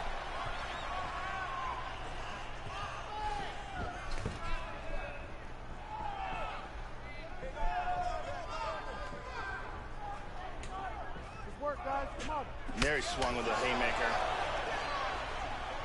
Burns is moving to his left here, Joe, trying to avoid, of course, that power shot and all the pop in that opponent's left hand. Oh, he missed wildly. Whiffs on the straight right hand.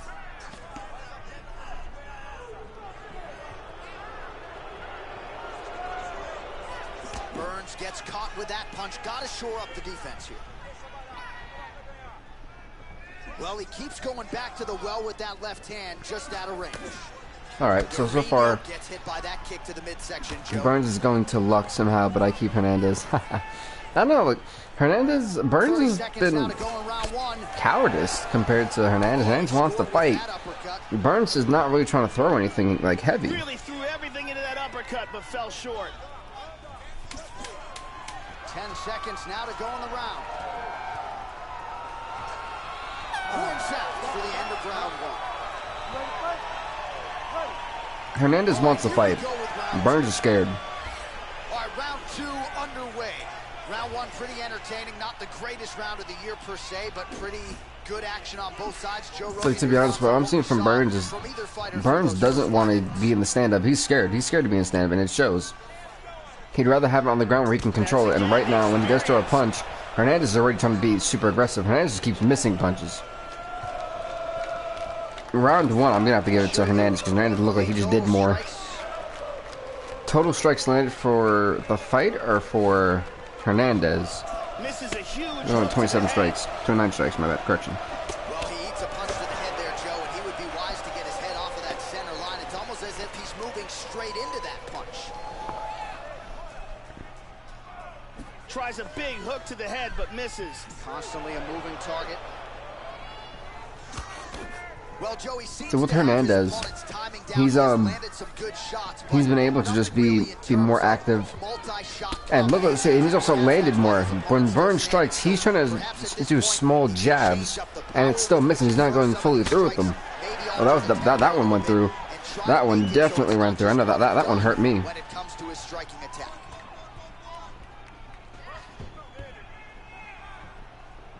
Well, his corner was pretty urgent after round one. A little bit lackluster there in that opening round. He has certainly picked up the pace here. Round one, Hernandez. Yeah, I have to agree with Hernandez. I'd have to agree with Brandon. Yeah, I was completely like, yeah, you know. Friggin' Hernandez. Just over 2 minutes to go. I mean, it's funny because, like, definitely, it's funny. You can see that people are out of their realm. Straight right hand. And it's interesting that we have people like that who would be champions, but when you force them to do this stand-up, it makes them have to be innovative. You got to really step out of your comfort zone and show that, you know, you can adapt things. That's what I like about this whole stand-up tournament now, is that you either adapt or you perish. You know, those who rise to the top are able to adapt. And this has been a fight of more just them bouncing around because one doesn't want to engage. Burns is scared to engage.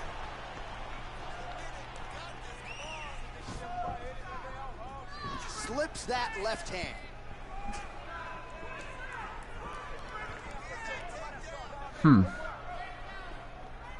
That punch will work right through the guard. Come on, bro. See, Hernandez is trying to go for the knockout. Finds a home for that left and Burns just doesn't want to be part of it.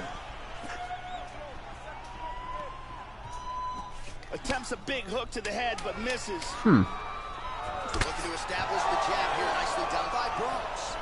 All right, round three coming up next. All right. So I think round two. Third round underway.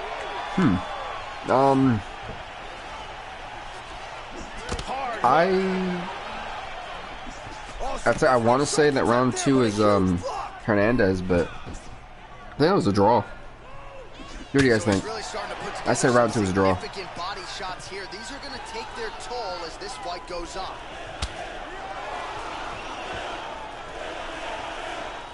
Round two, Hernandez. Okay. Significant stat in this fight has been body strikes, and at times in the past, maybe you could say he's been a headhunter. In the stand-up, these two guys are getting scared. Couldn't agree with you more. Hook to the head by Burns.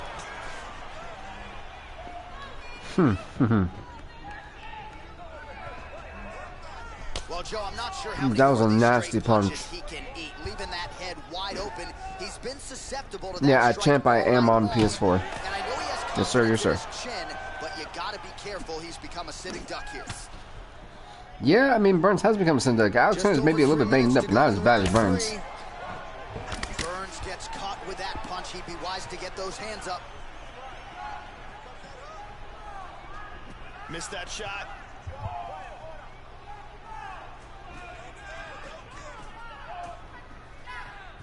Oh, you can see the fear.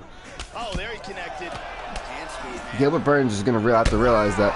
That's why Gilbert Burns was scared of that massive right hand that Alexander has that we just seen on display. Oh, straight right. At Champ maybe later on, like not really today, but like maybe some other time. Yeah, wouldn't be too bad. Under 2 minutes in our third and final round. Hard left. There's a nasty left. Oh, a huge block there. Just out of range with that strike.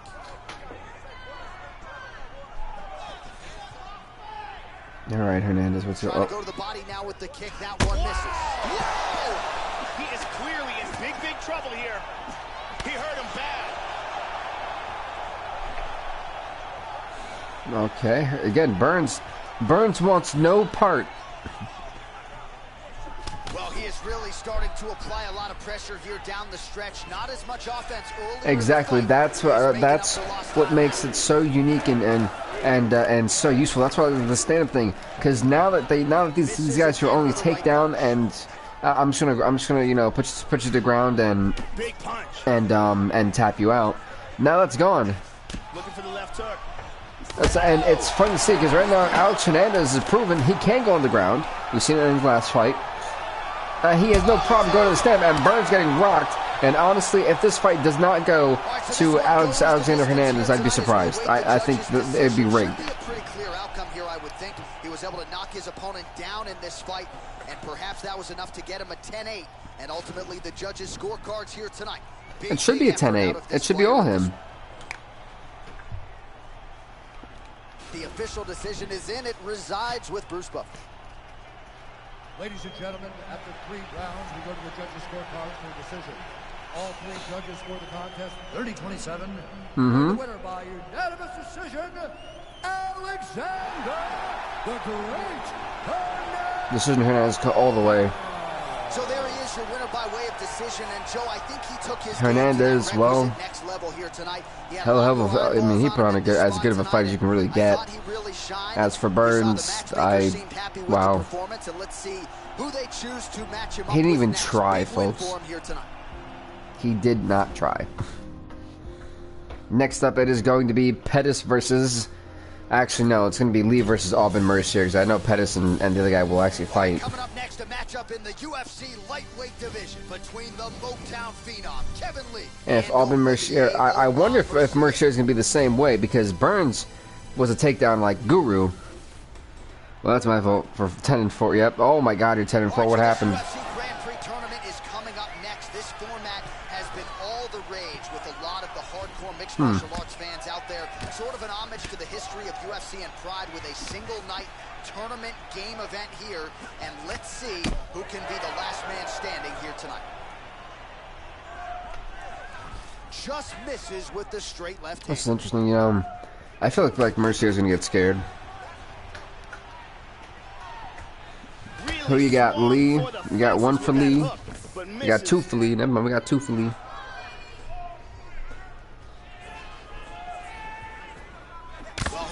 Oh. Back there, Joe. The straight punch lands flush to the head.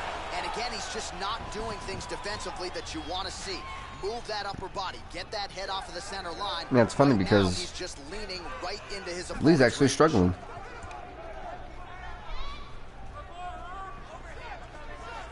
And there he swung with a haymaker.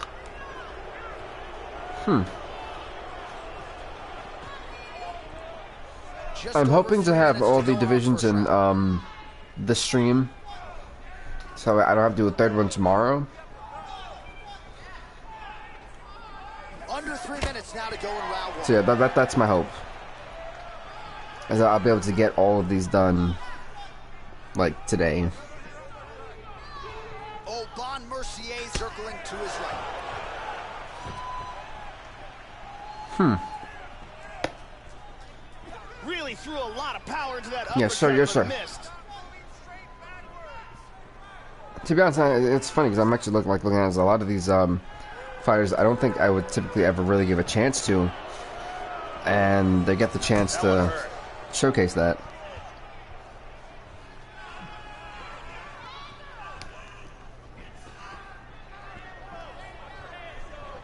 Alright, they've done nothing for this whole fight. Hold up. 90 seconds to go. Yeah, definitely. You definitely want to get that schoolwork done, but hold on. I think it's just Albin Mercier, who absolutely. Oh, and he tags him with the straight. Nice job there by Let's show with the punches. We're gonna show how stand-up really is. Effective jab there by Mercier. Oh. Sound defense there as he blocks the shot. Good job. Uh-oh, Mercier getting rocked. Oh. Oh, well trying to rock in Lita. Oh, God. Oh, oh.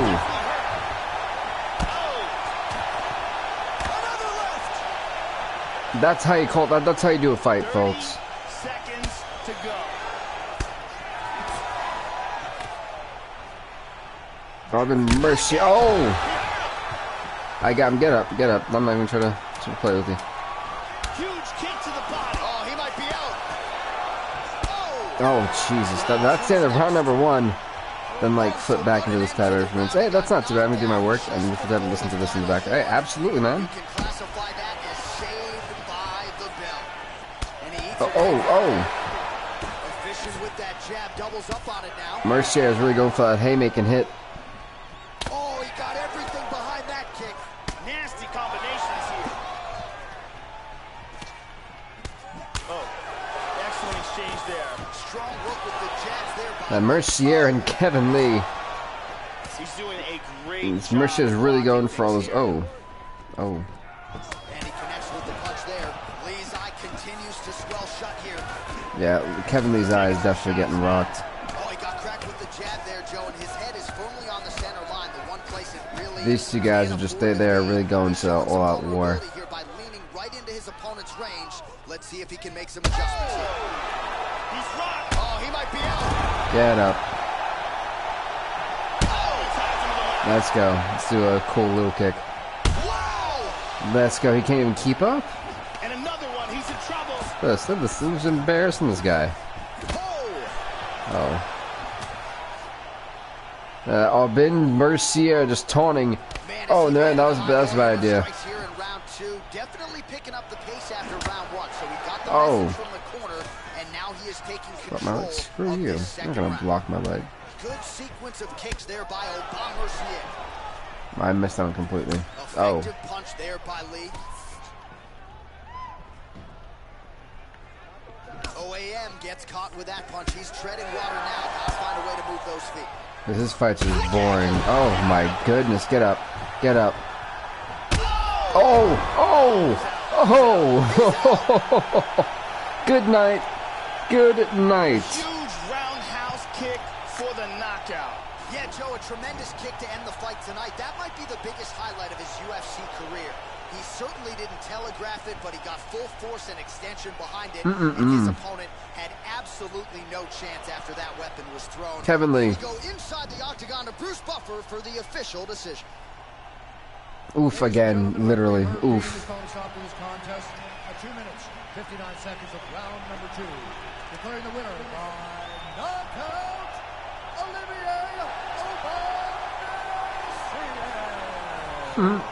So just the way he drew it up here.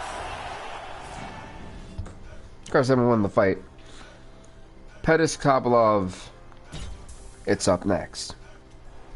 It's a lightweight bout between Anthony Showtime Pettis and Rustam Khabilov. There you go, Pettis Kovalov. It's up next. Did I pick a fighter? Wait, I think I picked a fighter, First didn't round I? underway. Yeah, I definitely. Oh God. Anthony Pettis has a wild 4 for 11. Oh, Kopylov just quickly. just missed with a huge kick. Wow! Oh, look at this. Who saw that coming? Oh, huge hand. He is rocked right here. He's trying to stay up. Me and you both, Kopylov. Let's go. Blocks the shot. Me and Kopylov, Pettis in this fight. Flipping back. No problem, no problem. Oh, huge roundhouse kick, but it's no good, Joe. How about that? Oh, I was going for a different type of kick, and you seen it. Well-placed kick there, Joe. Oh! Big shots exchanged in the pocket there. Here for that first round knockout.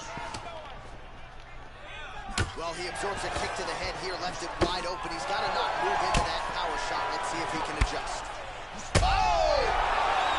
Cannot punch. Oh, you really got to knock him out. Okay. Looks a little wobbly on his feet. So that's the, I mean, you actually have to, like, knock. Boom! Shin to the dome. Man. Oh. He's rocked.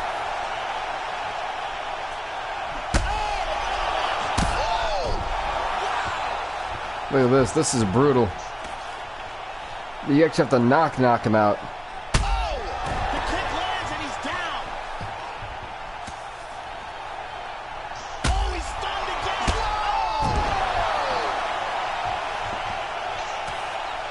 You know, I was going for that kick. Oh, we heard him again. He hurt. He is clearly Damn. in big trouble. Hard spinning back fist. That one definitely hurt the face. Nice defense there. Huge block. Oh, he's hurt again. Wow! I don't know how much the human man can take. Like, this guy ain't normal. He's hurt again. He's very wobbly. See, He's trying to Kopylov's hang on. trying to hang on of a full fight. It's over. Good night, Kopylov. Got knocked. That guy's got an iron chin. That guy's got an iron That was a huge chin. right hand for the victory. Yeah, there's another one for the highlight reel, Joe, and that's probably as good a knockout as he's had in the UFC. Just My a perfect good, shot to end the wow. fight. Crowd absolutely loving it. Flush land to close out his opponent. I'm not even sure the other fighter saw it coming. So a big knockout for him here tonight on the biggest of stages. Let's see if we can get a better look at it from a different angle. And here we go inside the octagon. Bruce Buffer has the official decision. Ladies and gentlemen, referee Yves Levine has called a stop to this contest at 3 minutes. That was nasty, 25 folks. seconds of the very first round. Declaring the winner by knockout Anthony Pettis goes on to the semifinals of the lightweight division. Okay, because this is actually a little bit harder than I thought it was going to be, I think I'm actually going to play these fights UFC lightweight division bout. because I realized why they're not doing that, which makes sense why they're not doing it. Are you ready? You ready? Well, how good is this? Reminds me of the good old days of Pride, the UFC Grand Prix single night tournament. This has been highly anticipated by fight fans around In the fact, all I world. do is really like And just go for the remember, heavy you shots. sustain damage, Should be easy. that could affect you later on in this one-night tournament. Yes, sir. Pettis won. Good defense there. Aubin Mercier gets caught by the inside leg. We got tagged there. Oh! He's in a lot of trouble. Oh! I got him in the corner. Big right hand land. I got him in the corner. He kicked it up the corner. Oh my God. Oh, look at Oh. this. Who saw that coming? No, they finally like pushed me away. Very nice. Oh! You guys admit that was kind of funny. You guys gotta admit that was definitely funny. Mercier's uppercut is blocked.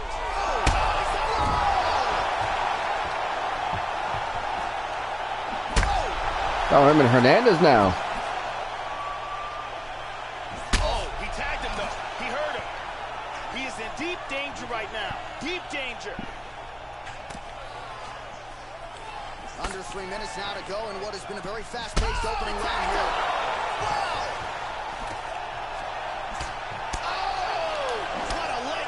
Out for the uppercut. Oh! Kick to the face! He's got him hurt here. It's over. And just like that, the fight is over. Oh, you got Hernandez. Yeah, it was over. Hernandez knocked out Alvin Mercier. Yeah, Joey, near perfect strike to end the fight Yikes. and end the night for his opponent, who candidly may not have even seen that shot coming. So, Boom. just the way he drew it up, exactly what he told us during fight week, played out here on fight night. He found a little opening in his opponent's defense and barged right through it to get the big knockout win. All right, Bruce Buffer has the official decision. Here's Bruce. Ladies and gentlemen, referee Yves Levine has called a stop to this contest at 2 minutes, 32 seconds in the very first round. Declaring the winner by knockout. To be honest, Brandon, that last fight, that guy did really break in half. So there's the man of the Alex Hernandez, everybody. He's got the job done. Hernandez with the lead victory. Perhaps some bonus money is coming his way at the end of the night. I'm not sure. Still a few fights to go, but at the very least, you can be sure his next fight will be a big one, and he will celebrate deep into the night with his teammates, his coaches, and his friends after this monumental victory here under the bright lights tonight. So did I count Lee's victory? I didn't count Lee's victory. Wow, so actually got a pretty good record. All right, coming up next, it's a lightweight bout between Bobby Green and Anthony Showtime Pettis. Alrighty, Green and Pettis. Who do you guys want? Green or Pettis? Green or Pettis? Make your choice. No problem with this one. Let's see. Do we have anything? We give it like 4 more seconds. Pettis this. You ready? Ready? Well, no better way to pay homage to the history of pride in the UFC. Pettis flipping back toward Gotcha. UFC. Oh. Fight is dangerously close to being stopped. Body kick, look at that. Now a right hand.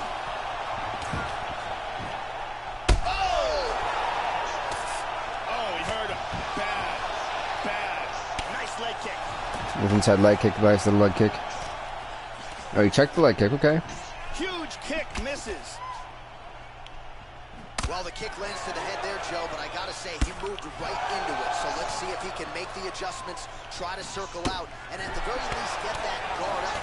Not a good look for him here. Okay, these two guys. This is going to be an educated fight. How about that shin? Straight right hand out, just misses. Oh! He's hanging on. Wow. That Green went down. Looks like it did shine a little bit. He went down again. And Green's bleeding from the eye. That's a nasty cut. Oh, we got Pettis again. We got 2 for Pettis. Just over 3 minutes to go, round one. Oh. Nice. Oh, good job defensively to block the strike there by Green. Oh, I got kneed right in the face. Oh, he got dropped quicker than I thought. Gigantic right hand for the KO. Yeah, that was just a gorgeous shot to end the fight right there. Gotcha, Magnus. Gotcha. I'm not even sure the opponent really saw it coming. So back to the drawing board for him. But for the winner, this is certainly exactly what he was looking for here tonight. Let's take a look at that again.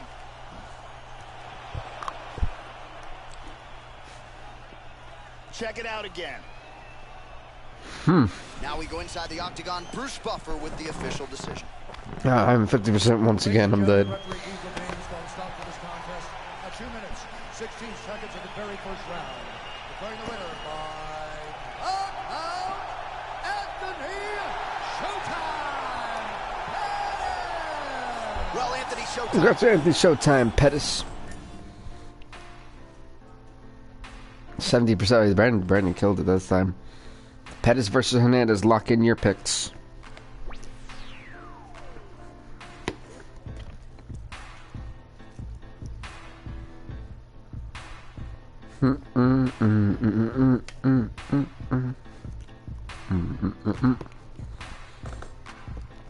Pettis, who you got? Okay, do you have a unanimous decision on Pettis? Both for Pettis, okay. So what I'll wind up doing after this, I realize this will take a lot longer than 3 episodes for me. And I don't really want to overstream this, so I only have 3 this week. So what I'll do is I'll skip. We'll simulate the other divisions. That we have enough. I'll have enough time for doing the pay-per-view. Oh.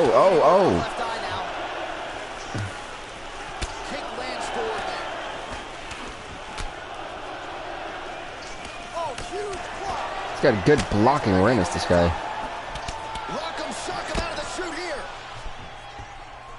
Last match you have to watch. Because we've been doing this for 3 hours already, and we're only getting 2 divisions done. I figured it would be easier if I do it that way.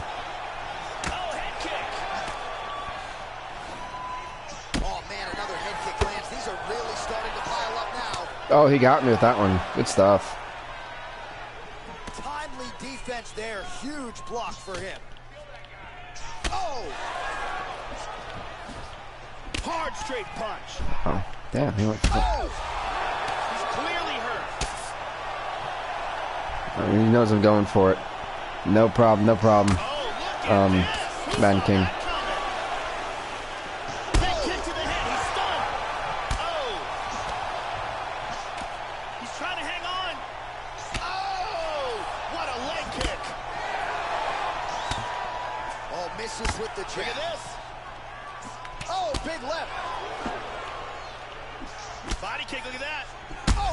Oh, guy got me again with that one. Oof. Got me again. I'm going to the corner now. It's not wrong to be in a fight like this. Big kick, but miss. How about that shin? Oh, head kick. Oh, very nice.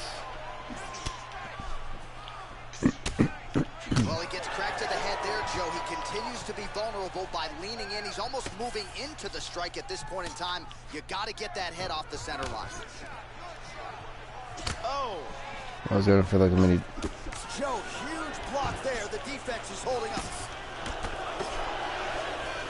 Lands a nice kick. Oh, he hurt him again. He's hit big. This guy keeps. Oh my God, he killed him. Yes, sir. Yes, sir. This crowd just went on their feet for Anthony Showtime Pettis. Anthony Pettis just. Wow. Anthony Pettis gets put improves right to 9-3, by the way. And then he's getting a strong 3-1, but Anthony Pettis is your lightweight champion, folks. He obliterated, and I mean honestly, like obliterated. One more time. Look at the timing in this shot, and he's out. So what a knockout from the UFC lightweight champion here tonight under the bright lights. And here once more, Bruce Buff. Alrighty. 75%. You guys did a pretty good job. So what I'm gonna do now is I'm just gonna skip the rest of it, and on the stream for you guys, that way you guys can see who actually wins the championships.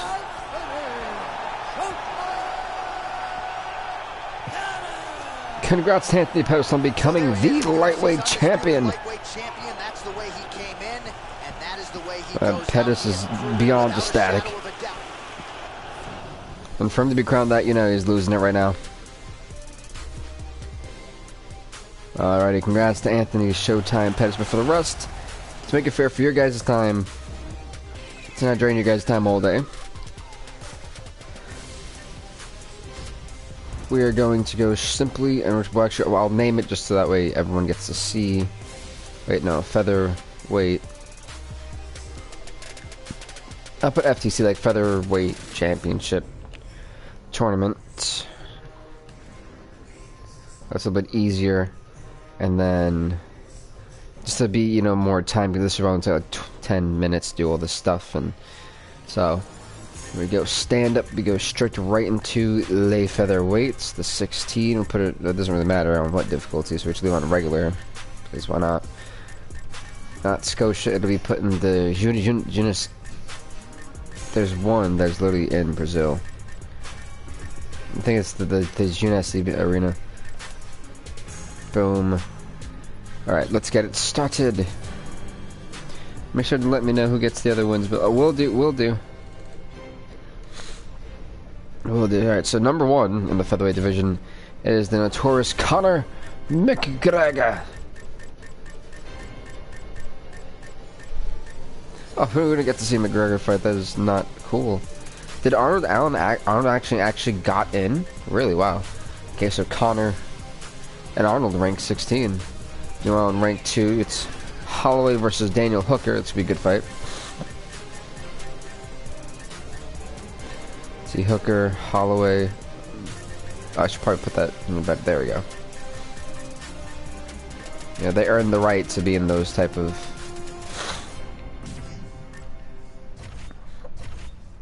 I was so confused, but I was like, why is that like that? Alright, then we have 4 versus 13, which is going to be Teruto Ishihara taking on Darren the Damage Elkins. Where's Ishihara? There goes Ishihara. And Elkins. Damn, because does have a really good record, actually, now that I think about it.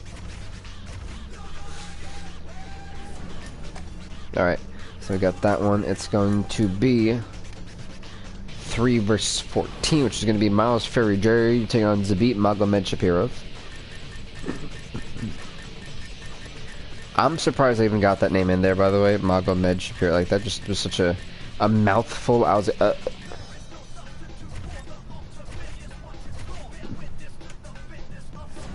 Alrighty. Alright, it's very actually diverse little tournament here. And then we've got 5 versus 12.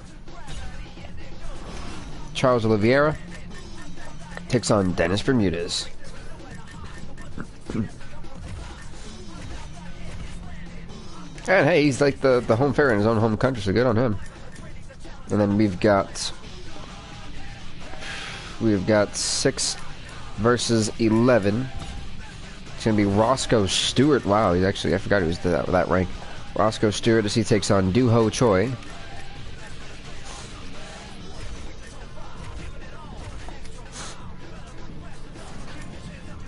And then last but not least, well, actually no, we got 2 more, but we'll do 8 versus 9. It's going to be Ortega versus Stevens. That's going to be a good fight. The records they had were not too good. Oh, Jeremy Little Heathen Stevens has a chance to pretty much go in for redemption, really.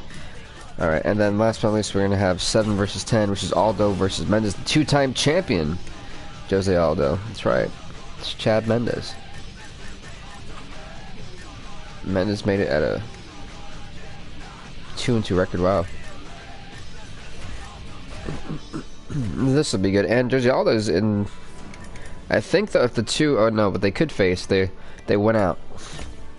Alright, folks. So it may take a little bit of a while because I'm also going to.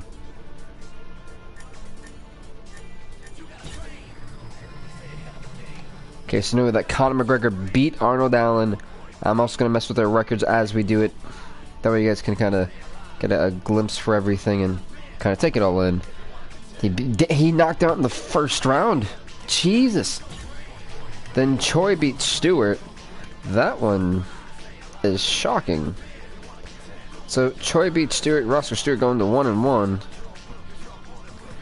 Then Ishihara and Elkins. Ishihara knocks out Elkins. Poor Darren the Damage. Darren. There we go. Oof, Elkins goes 0-1. Then Ortega and Stevens. Ortega knocks out Jeremy Little Heathen Stevens. And the second round. Okay. Not too bad. Meanwhile, Stevens though going 2-3. It's not really good for him. Then we got Holloway and Hooker. Daniel Hooker knocks out Max Holloway, who was 11 and 2, but now 11-3. But Daniel Hooker actually knocked him out. I had Holloway all the way. Then we have Aldo and Mendes, and Jose Aldo knocks out Chad. I could have seen that one coming. Yeah, 2-time champ knocked out Chad Mendes. Then we have Miles Fury, Jiri, Magomed Shapiro. Jiri, I actually thought Magomed Shapiro was going to win that match, win that fight. Jiri going 5-2, Magomed Shapiro going 0-1 in a shocker, and a shocker in my opinion. I really did have Magomed Shapiro win that. And then Oliveira gets knocked out by Bermudez, and that's interesting actually. A little bit too interesting. Bermudez hanging in there. Alright, so then we have McGregor versus Choi. McGregor knocks out Doo-Ho Choi. McGregor going 15-1, looking like the pure icon. Like, seriously, this guy is lighting it up, and so many more than one. And then we're going to have Ishihara and Ortega. Ishihara knocking out Brian. That's got to be somewhat of a shocker. Even though the rank may say it, but it's still Brian Ortega at the end of the day, and a guy like that, not easy to knock out. He knocked him out in the second. Oh no, he got the decision victory. Daniel Hooker, Jose Aldo getting the decision, knocking out Daniel. Not knocking him out, but no, you guys get the point. Daniel Hooker gonna be going 1-1. All right, next up is gonna be Miles Fury, Jiri taking on Dennis Bermudez. Jiri again. This time knocking out Bermudez. I did not think I didn't have him going that far either. Okay. McGregor and Ishihara. McGregor gets the decision on Ishihara. No one's been able to knock out Ishihara, but still, McGregor did enough to get the decision to knock him out of there. 16-1 is Conor McGregor. He's in the finals. Ishihara goes 3-1, and honestly shocked at that. Next up, it is Aldo versus Jiri, and Aldo gets the decision for the second time in this to keep hanging in there. Aldo going 7-3 now in his record as Miles Fury. Jiri getting knocked out. He goes 6-3. McGregor or Aldo? Can Aldo become a 3-time champ? So is McGregor. If I'm not mistaken, both guys are about to become making history. And Conor McGregor gets the 5th round decision on Jose Aldo. Conor McGregor is your champion at a 17-1 record. Holy Lord, that is insane. A 17-1 record, ladies and gentlemen. Conor McGregor, the reigning defending flyweight champion, gets the job done. And I think everyone should be kind of shocked, honestly, about that one. So we're about to go into the welterweight division. Big man Conor McGregor just lit it up right there. And goes the welterweight WWE championship. McGregor, Brandon, you had McGregor, and yeah, your boy McGregor, man, he was lighting everyone up. Like, that was insane to me. I didn't really expect McGregor to, like, in a way I kind of did, but not like that. Like, he literally took them, and it was like men against boys, I guess you could say, as they're going to the Saitama Super Arena. That way we, I think we've already been in the Super Arena. We'll go back to Super Arena if we haven't. No, we haven't been in Japan. So yeah, I'm shocked at that one, as I'm also doing the records to keep up and be able to have more accurate rankings. So number 1 ranked Tyron Woodley will take on Santiago Ponzinibbio. I probably said that name wrong. That name was Ponzinibbio. Yeah, that name. That name right there. Let me try to, like, pronounce that one. Alright, pick your votes for who do you think is going to win in this division. Next up, number 2, Kamaru Usman is going to take on Mickey Gall.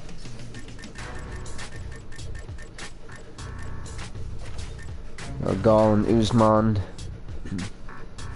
Then we're going to have number 3, Darren Till. Going to be taking on Matt Sierra. So Till, Sierra, here you go. Well, that's a pretty cool kit there. That's actually pretty dope, his kit. Next up at number 4, it is Pascal Kraus, who I'm still shocked he even was able to get in this, to be honest with you, at a 1-0 record. But Pascal Kraus is going to take on Platinum Mike Perry, and that's going to be destined to be a good fight. So how nuts Mike Perry really is.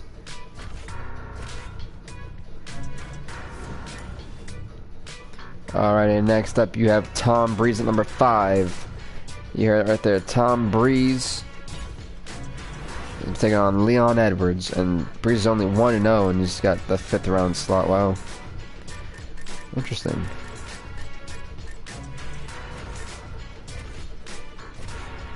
Alrighty, Edwards and Breeze. This is actually a very diverse bracket. I love this. Alright, next up at number 6 is going to be George St. Pierre, former champion, taking on George Masvidal. That's going to be a nasty and absolute mean fight.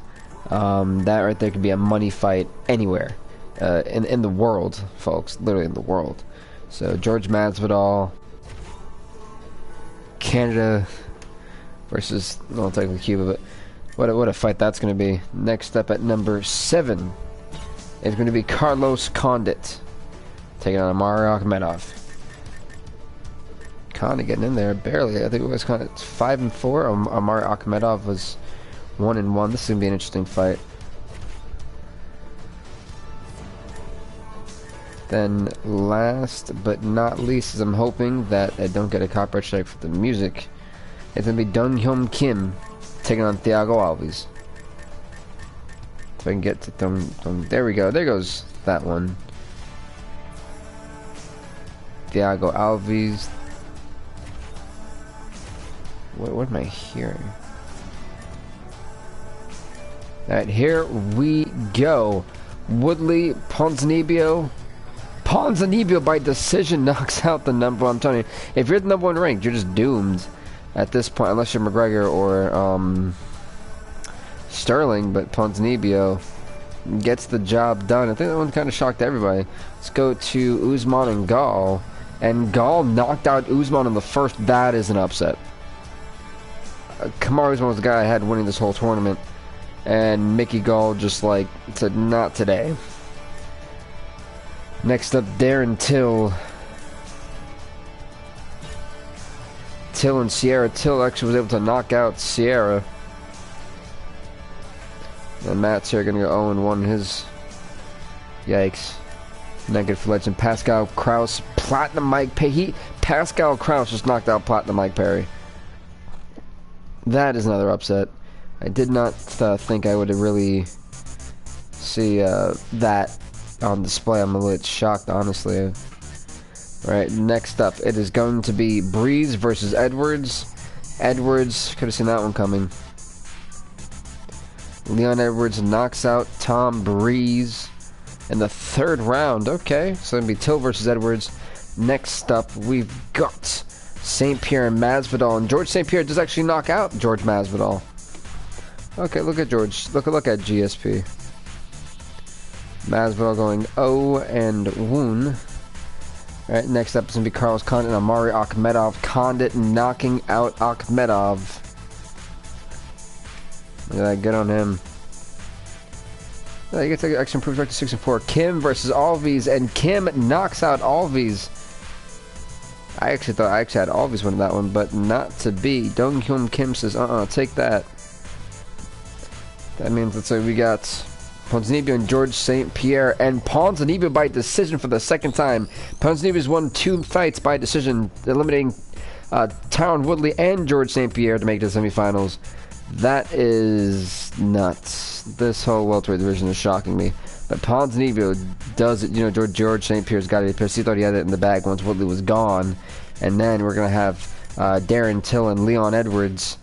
And Darren Till's going to knock out Leon Edwards in the literal 1st round. Mr. Edwards gets to go 1-1. He's got some stuff going with him. Now, Pascal Kraus, Dong Hyun Kim.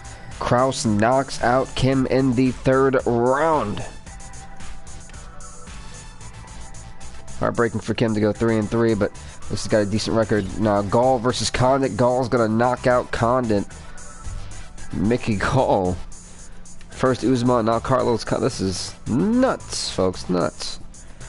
Alright, we got Ponzinibbio and Kraus. And Ponzinibbio this time finally knocks somebody out in the 1st round. Ponzinibbio looking to be the heavy favorite to win this thing at this point. Pascal Kraus going 3-1. Darren Till, Mickey Gall. Darren Till knocks out Mickey Gall in the 3rd round. On 5-1. Meanwhile, Gall gonna go 2-1. Still had an impressive showcase here. So it's Ponzinibbio, who was ranked 16, taking on the rank 3 Darren Till.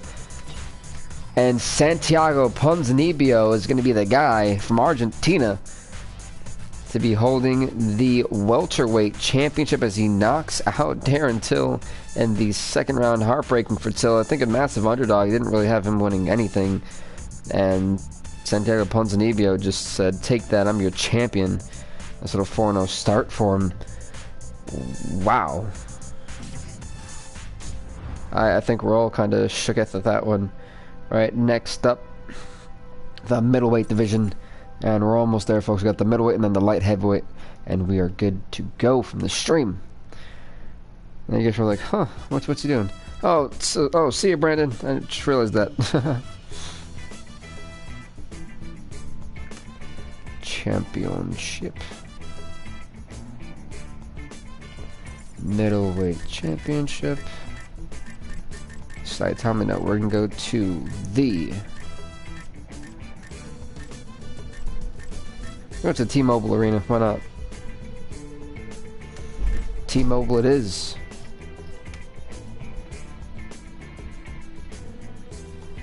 Sorry for that, folks. That was like a minor distraction. Alrighty, so at number 1, Luke Rockhold, who is 10-3. So Rockhold definitely knows what it takes to get that job done, become Le Champion. And then he's going to be going against the young upcoming rookie. Got the spot, just looking impressive in his other fights. Maximo Carniero. Max has got a representative. Carniero's 0-0, but see if he can pull off a massive. So then we got Derek Brunson, who's 6-2. Again, he goes against Nate Marquardt? Yeah, Marquardt? Something like that.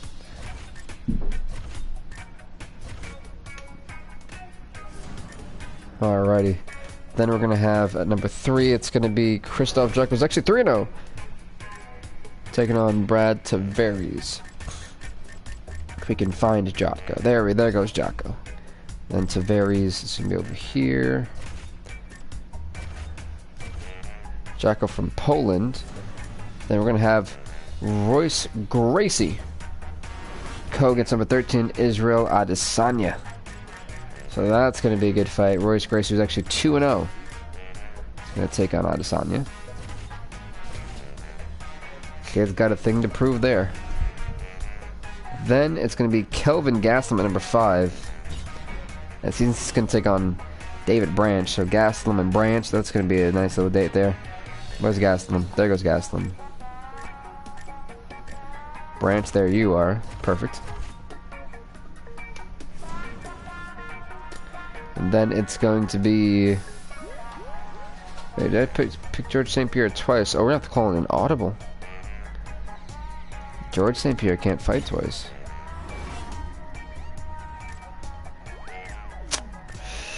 Well, this is where it gets interesting. George St. Pierre cannot fight twice. And there's not many people who have a winning record. Huh. Well, in replace of George St. Pierre, it's going to have to be Musaki. He's got an 0-0 record, so Damian Mai's going to have to fight Musaki. I don't know how that's going to go, but it's got to be done just in the purpose of the fight itself. He was booked twice by accident, look at that. But Musaki gonna capitalize on that opportunity. Good on him. Shockingly. Next up, 7's gonna be Weidman taking on Whitaker. Woo! Whitaker's gonna really Chris Weidman and Robert Whitaker gonna be going at it. That's gonna be a darn good fight. And then we got Uriah Hall taking on number 9, Yoel Romero, former champion. There's Hall. Where you at, man? There he goes. Romero is over here somewhere. There goes Romero. So this is going to be good. So we had the quick audible for, let's get Rockhold Carnero. Carnero just upset everybody. Carnero just knocked out Luke Rockhold. That is... Wow. Guys gonna go 1-0. Meanwhile, Luke Rockhold gonna move down to 10-4. It's still a good record, but the fact that he just got knocked out. And then number 1 and 2 is Nate Marquardt just knocked out Derek Brunson. So ranked 16 and 15 just knocked out 1 and 2, and everyone in this tournament should definitely take notice to that. Jotko knocked out Tavares, like, no, I'm not gonna go down like the rest of them. Brad Tavares hitting that 0-1 record. Now it's Gracie and Adesanya. Adesanya gets the decision against Gracie. Couldn't knock him out, gets the decision. Where's Gracie suffering his first loss. This time, meanwhile, Adesanya going 1-0. Advance to the quarterfinals. Next up, it's going to be Musaki. And in Musaki coming as that audible for George St. Pierre. Musaki knocks out Damian Maia in the first round because of that. Kid got very lucky.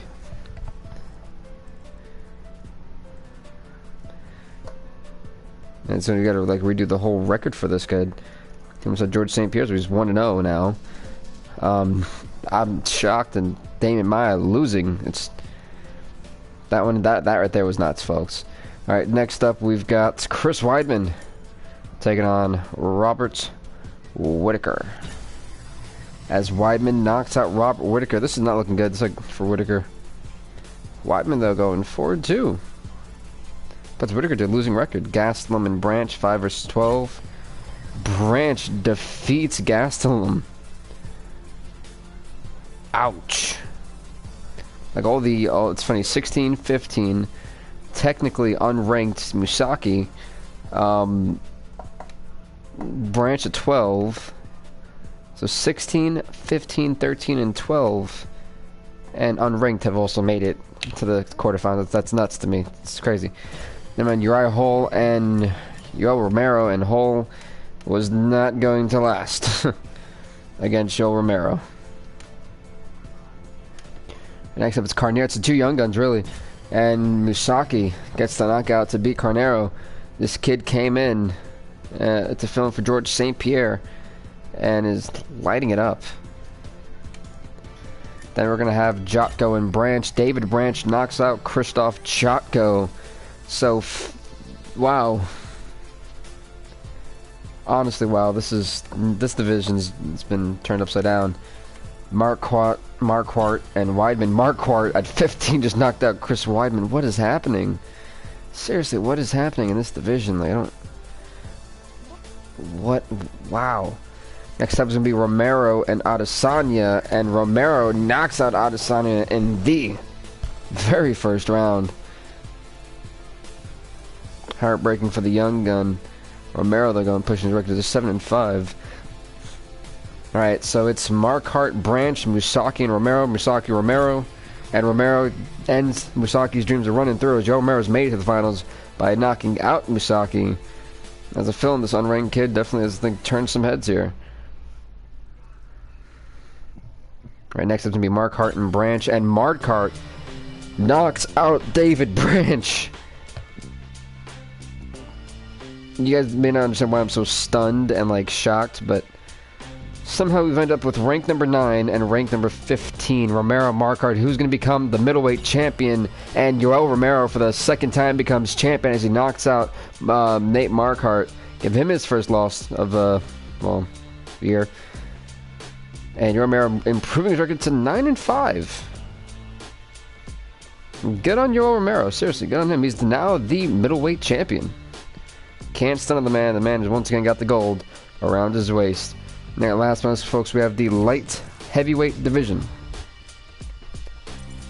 Let's put the LHW, light heavyweight championship. And yes, I do all this.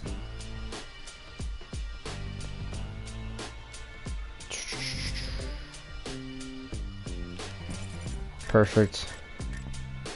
Light heavyweight. Team Mobile. We're gonna end things off in the Prudential Center, baby. Prudential Center is gonna be the venue for the light heavyweight division. Here we got number 1. We got Aldrich Cook from Germany. He last year was a heavyweight and went down division, but still some notable, impressive victories. As he's going against Misha Kirkunov in the very first round.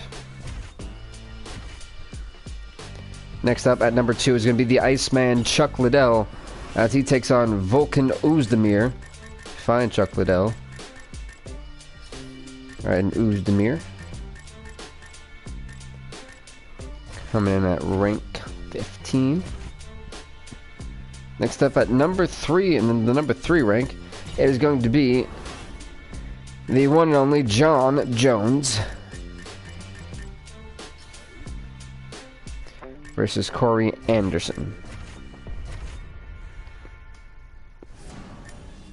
Next at number 4, it's going to be Michael the Count Bisping, as Michael Bisping takes on Tito Ortiz.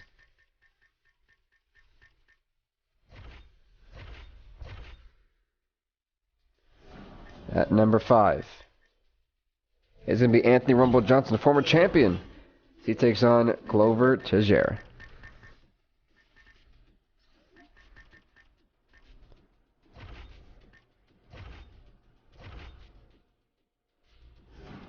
Huh, okay. I'm actually liking the way this is shaping up. Next up at number 6 is going to be Dan Henderson taking on Vitor Belfort. That's going to be another good fight. Belfort's right over there. Okay, Dan Henderson, here you go. Belfort, there you go. That's going to be Jan Blachowicz. He takes on Lyoto Machida. Be another really good fight. Can't wait to see how that's going to stack up, to be honest with you. And last but not least, at number 8 and 9, Iuri Latifi will take on Forrest Griffin.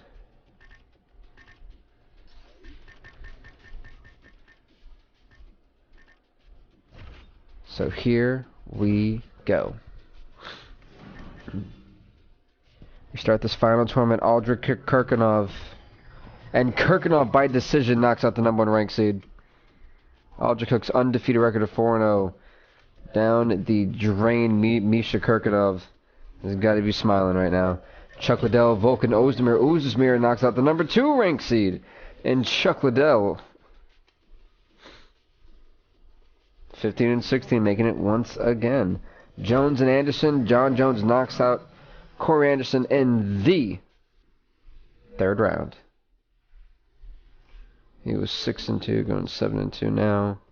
Corey Anderson getting that losing record, not what he wanted. Next up is going to be Michael Bisping versus Tito Ortiz. And Tito Ortiz in the 1st round, knocking out Michael the Count Bisping. I can't say I'm surprised. Tito Ortiz got some heavy hands. Next up, it is going to be Anthony Rumble Johnson against Glover Teixeira, and Johnson knocks out Teixeira in the 1st round. Poor Glover Teixeira. Next up, it is going to be Dan Henderson taking on Vitor Belfort. And Henderson knocks out Belfort in the 2nd round. Alright, unfortunately Belfort going 1-2. And Chan his name versus Machida. Machida knocks out Yan in the 1st round. A lot of 1st round knockouts we're seeing. And I'm actually kind of intrigued by it. Iuri Latifi takes on Forrest Griffin. Iuri Latifi knocks out Griffin in the 1st round. Look at that. Griffin, though, a lot of not so great records in this light heavyweight division. And we got Kirkunov and Henderson. Henderson knocks out Kirkunov. Of course, Misha Kirkunov only going to go 1-1 in this tournament. Then it's going to be Jones versus Johnson. Jones knocks out Johnson. Fortunately for Johnson, goes 6-4, the former champs. Then Ortiz and Latifi, and Ortiz knocks out Iuri Latifi.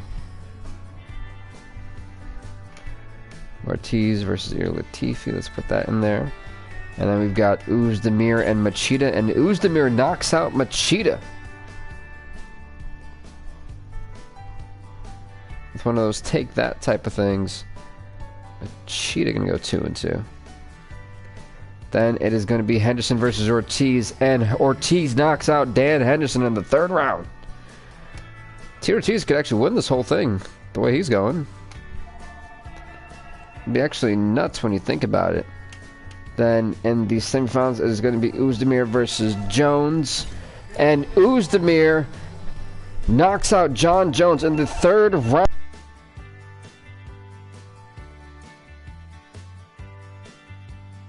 Ozdemir knocks out Jon Jones in the 3rd round. And that, to me, has got to be an upset. Volkan Ozdemir just beat Jon Jones. But now it's going to get just a tad bit harder for him, because now he's got to face Tito Ortiz. Jones and Ozdemir and Volkan Ozdemir. Volkan Ozdemir knocks out Tito, doesn't knock out, but gets the decision victory in the 5th round as he beats Tito Ortiz. Wow. Tito Ortiz has got to not be happy with himself, getting the loss, not becoming the light heavyweight champion, but Volkan Ozdemir gets to go 4-0 to become the light heavyweight champion with rank 15 going into this. That's crazy, folks. Volkan Ozdemir is your reigning defending light heavyweight champion. And folks, with that being said, we have all champions for UFC 250. All these champions will put their belts on the line. There will be a prelim and a main card. The prelim will have probably 6 fights. The main card, the championship fights, they go with it. So, yeah, UFC 250 pay-per-view. You're going to love it, folks. You don't want to miss it. That being said, buddy, please do leave a like, leave a comment, subscribe to BVTV. We'll see you next time, everybody. Stay off the hook.